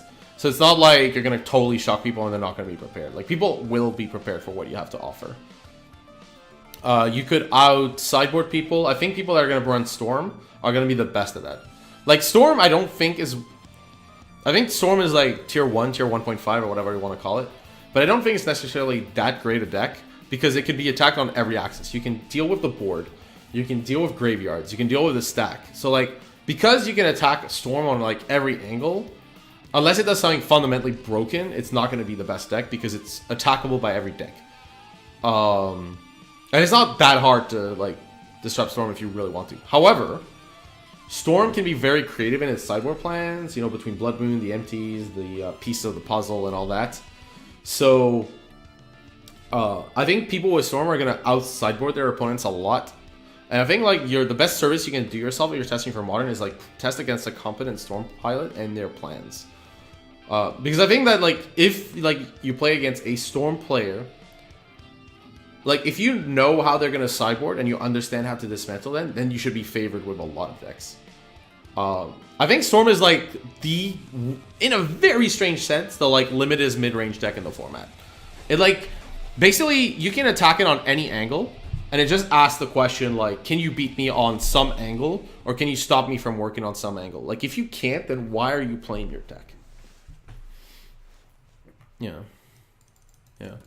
Okay, so, like, chat, Lantern is going to be popular, probably, but not, like, insane. Like, you underestimate that, like, a lot of pros are not going to be the biggest fans of Lantern, and it still has a bad Burn and Tron matchup. Like, Chromatic Sphere and, like, Burn spells are really bad for the Lantern decks. Chromatic Sphere is, like, a joke for Lantern. It's so bad for them, and it's such a ludicrously weak card in general. But, like, Chromatic Sphere just destroys them, which makes me smile. Something to play in Modern... you said you Blue-Red Breach. I wouldn't play Blue-Red Breach. And the reason for that is I thought the deck was underpowered. Like, unlike Splinter Twin, you're not guaranteed to kill your opponent, and also unlike Splinter Twin, your cards aren't doing something else. Like, the string with Splinter Twin was that you could play, like, these 2/1s and 1/4s and, like, disrupt what your opponent was doing and attack with them and, like, have multiple angles. And also, when you comboed off, the combo would, like, kill anything. It didn't matter it didn't matter much what was going on in front. But with Emrakul Breach, I've been in, like, multiple situations where it's like, well, I can combo off, but I lose because my opponent's at over 15 life and they have enough permanents to stack and swing back for lethal. Other options, any Death Shadow deck is basically playable. I think like a lot of people will play Death Shadow just because how bad can a deck with Thoughtseize, 1-mana 4/4s plus an Inquisition be realistically? Like, that deck is never going to be awful as a choice. As for Burn, Burn is basically gotten very well positioned. It basically, like, improved over time, right? Like, because people are playing, like, Lantern and Tron, and these decks are super weak to Burn. And when people, like, build their sideboards, they're like, well, okay, I need my, like... I want definitely, like, these, like, say, 12, 13 cards. Like 100% I need like Stony Silence or Rest in Peace or whatever. And then they like come to the last 2 and 3 and they're like, okay, well, what do I want here? And on average, people are gonna go like, well, Valakut and Tron are popular, so, and Lantern, so I'm gonna like focus on putting cards that are good against those decks. And people just are not playing cards that are good against Burn. So that's what's happening is like people are like respecting less and less Burn. So the deck keeps picking up strength just for those reasons. Plus, its naturally good matchups are much more present. So like both the metagame changing makes Burn better, and the fact that people are boarding less for it makes it better. So the Pro Tour, I wouldn't be shocked to see Burn, and I definitely will respect the fact that I could face it. I don't know what I'm gonna choose to fight it, but I will definitely consider it. Yeah. But yeah, Burn. Don't sleep on Burn. The deck has actually powered up a lot. Thank you, Sears, by the way. Really appreciate it. Right. Which deck have I had the best record with? I had 2 trophies. One was like before the stream started. I had 3 trophies, but one was before. One of them was with Gristle Shoal brand, but that was with Li Shitian, and Li Shitian is an unreal player. So we got there thanks to him. That was like one of the best shows, by the way. If you want to like watch one of the old shows and like really be entertained, I highly recommend the one on Gristle Shoal brand where I was with Li Shitian. That was like one of the best streams. We not just 5-0'd, but like the last game was like by far the most exciting of the whole show so far. The other deck I did well with was Affinity, and I have played Affinity at the last Modern Pro Tour. I'd rather not, but the deck is still very powerful. Like, people don't respect the fact of how good Affinity is. Like, yeah. Yeah, so yeah. Ad Nauseam, so you never have to think. Oh, come on, Ad Nauseam is a super hard deck. Like, we're gonna play it on stream. Like, Ad Nauseam is... There's a lot of non-intuitive things happening. And like, I don't think you've ever like Ad Nauseam versus like discard decks and stuff. It's like gets really tricky. Like when to fire off your value, like when to fire off your value spoils, when to like use Angel's Grace at the right times and stuff like that can be really tricky. But yeah, if you like want to play 5-color Shadow, I think that's a totally fine choice. Any Shadow deck really is playable. I'm not sure which one's better, but like any of the Shadow decks are good. Like you can't go wrong. I think also like the core company decks are pretty decent. But those decks you need tons of time to prepare for. I wouldn't play one of those cold. You have to like prepare them for months. But they're really good. Like Court of Kali and Collected Company are a really strong engine. Yeah. So yeah, Bogles we went what, 4-4 with? Actually, technically we went 0-3 and 4-1 with, which I think is an interesting, important distinction. But yeah, so right. I guess like we're gonna end the stream here. As for the deck list, so I'm gonna recap the stream. Basically, for first day, I've run a poll. Let me just get you the information on that. Like, so for first day stream, it's community's choice, which I'll link to the chat right now. And basically, you can vote for like one of 4 decks that you want me to run on first day. So the choices are Asphoral Living In, Clark Clan Ironworks, Gifts Value, and Blue Steel, the Grand Architect deck. As for Bogles, I would probably run this list minus a Cartouche plus a Spider Umbra just for like mana purposes. The sideboard is a little flexible, but you still I would play free Gadok, I would play free Rest in Peace. I play the free Stony Silence, and I would play 2 Seals. And then after that, the last slots are flex.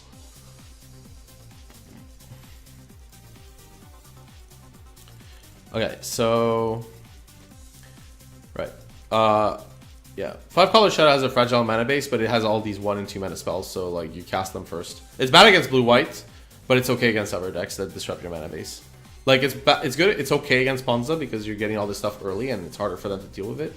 But it's bad against blue-white because they have Supreme Verdict to top off. Will Rex cards be on for the next stream? Well, tomorrow, the league refreshes over the weekend. So, let's see. So that means that the Lantern, the Community Choice, and Burn are going to be under the old system. Wait. Oh wait, I haven't redone like on the results side of things, but let me double check. Yeah, Lantern, Community Choice, and Burner are gonna be the old system, and Agnos, Valakut. Oh wow, we're playing Valakut when Blood Sun is out. Oh, that is awful. I guess it's fair. They're legal after downtime tomorrow? I don't think so. League ends in 5 days. So...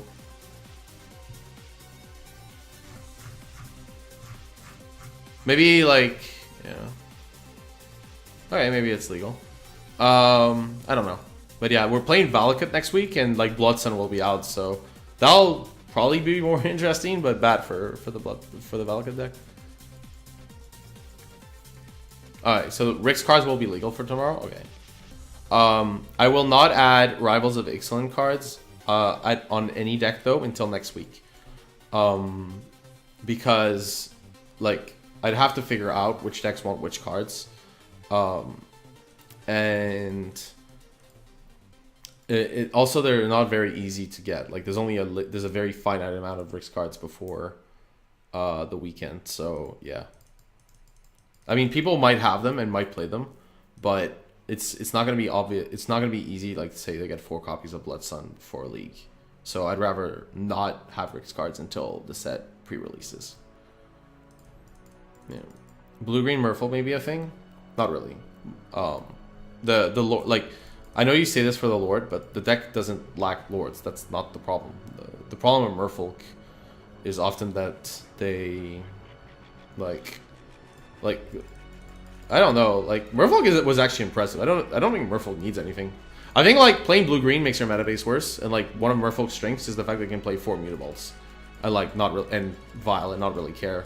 Like, I think playing blue-green is bad because, like, you're making your mana base worse, and... also, your sideboard doesn't get better. The biggest advantage to playing a 2-color deck is not that your main deck, but it's your sideboard. It's that your sideboard has more options. But a lot of the lands you want to play, like Cavern and Unclaimed Territory, like, they're not good with your sideboard cards. And they're not even good with, like, other cards you might want. So it makes your mana base much worse. Like, you can't play a green card unless you're playing, like, Botanical Sanctum and Fetch base. So... and you're making your mana base much more vulnerable this way. So I'm not a fan of that. I played Mono Blue Merfolk, and I honestly thought that was much better. And I don't think, like, a 2/2 Lord is going to change anything. Like, we already have, like, 8. I didn't, like, feel the need to have more in my games. Yeah. For what it's worth, yeah. Okay.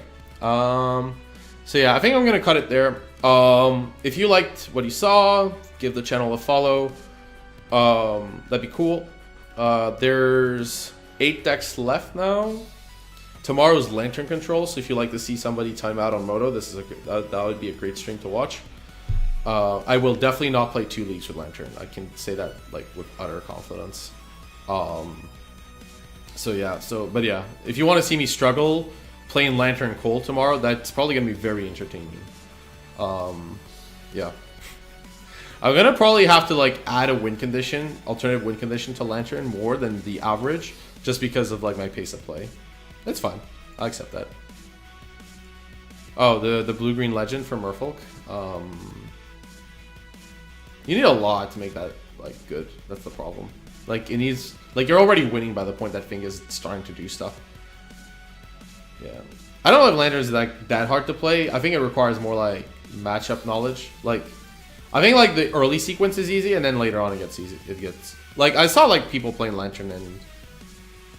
it wasn't, like, super obvious what you needed to do, but, like, it was pretty... like, it was easy to see what you should be doing in most matches after a while. Like, basically your first turns are, like, guessing what happens, and yeah. But I'm gonna, like, read Pyotr Gogorsky's article. He has, like... or, like, Reddit thread. He, like, wrote about the deck, like, every matchup, every sideboard plan, everything you should do, and it's wonderful. Like, definitely a great guide to have. Yeah, that kind of sums it up. Yeah, we're gonna cut it here. I'll see everybody tomorrow, hopefully. But yeah, give the stream a follow, and otherwise, thank you for tuning in. Take care.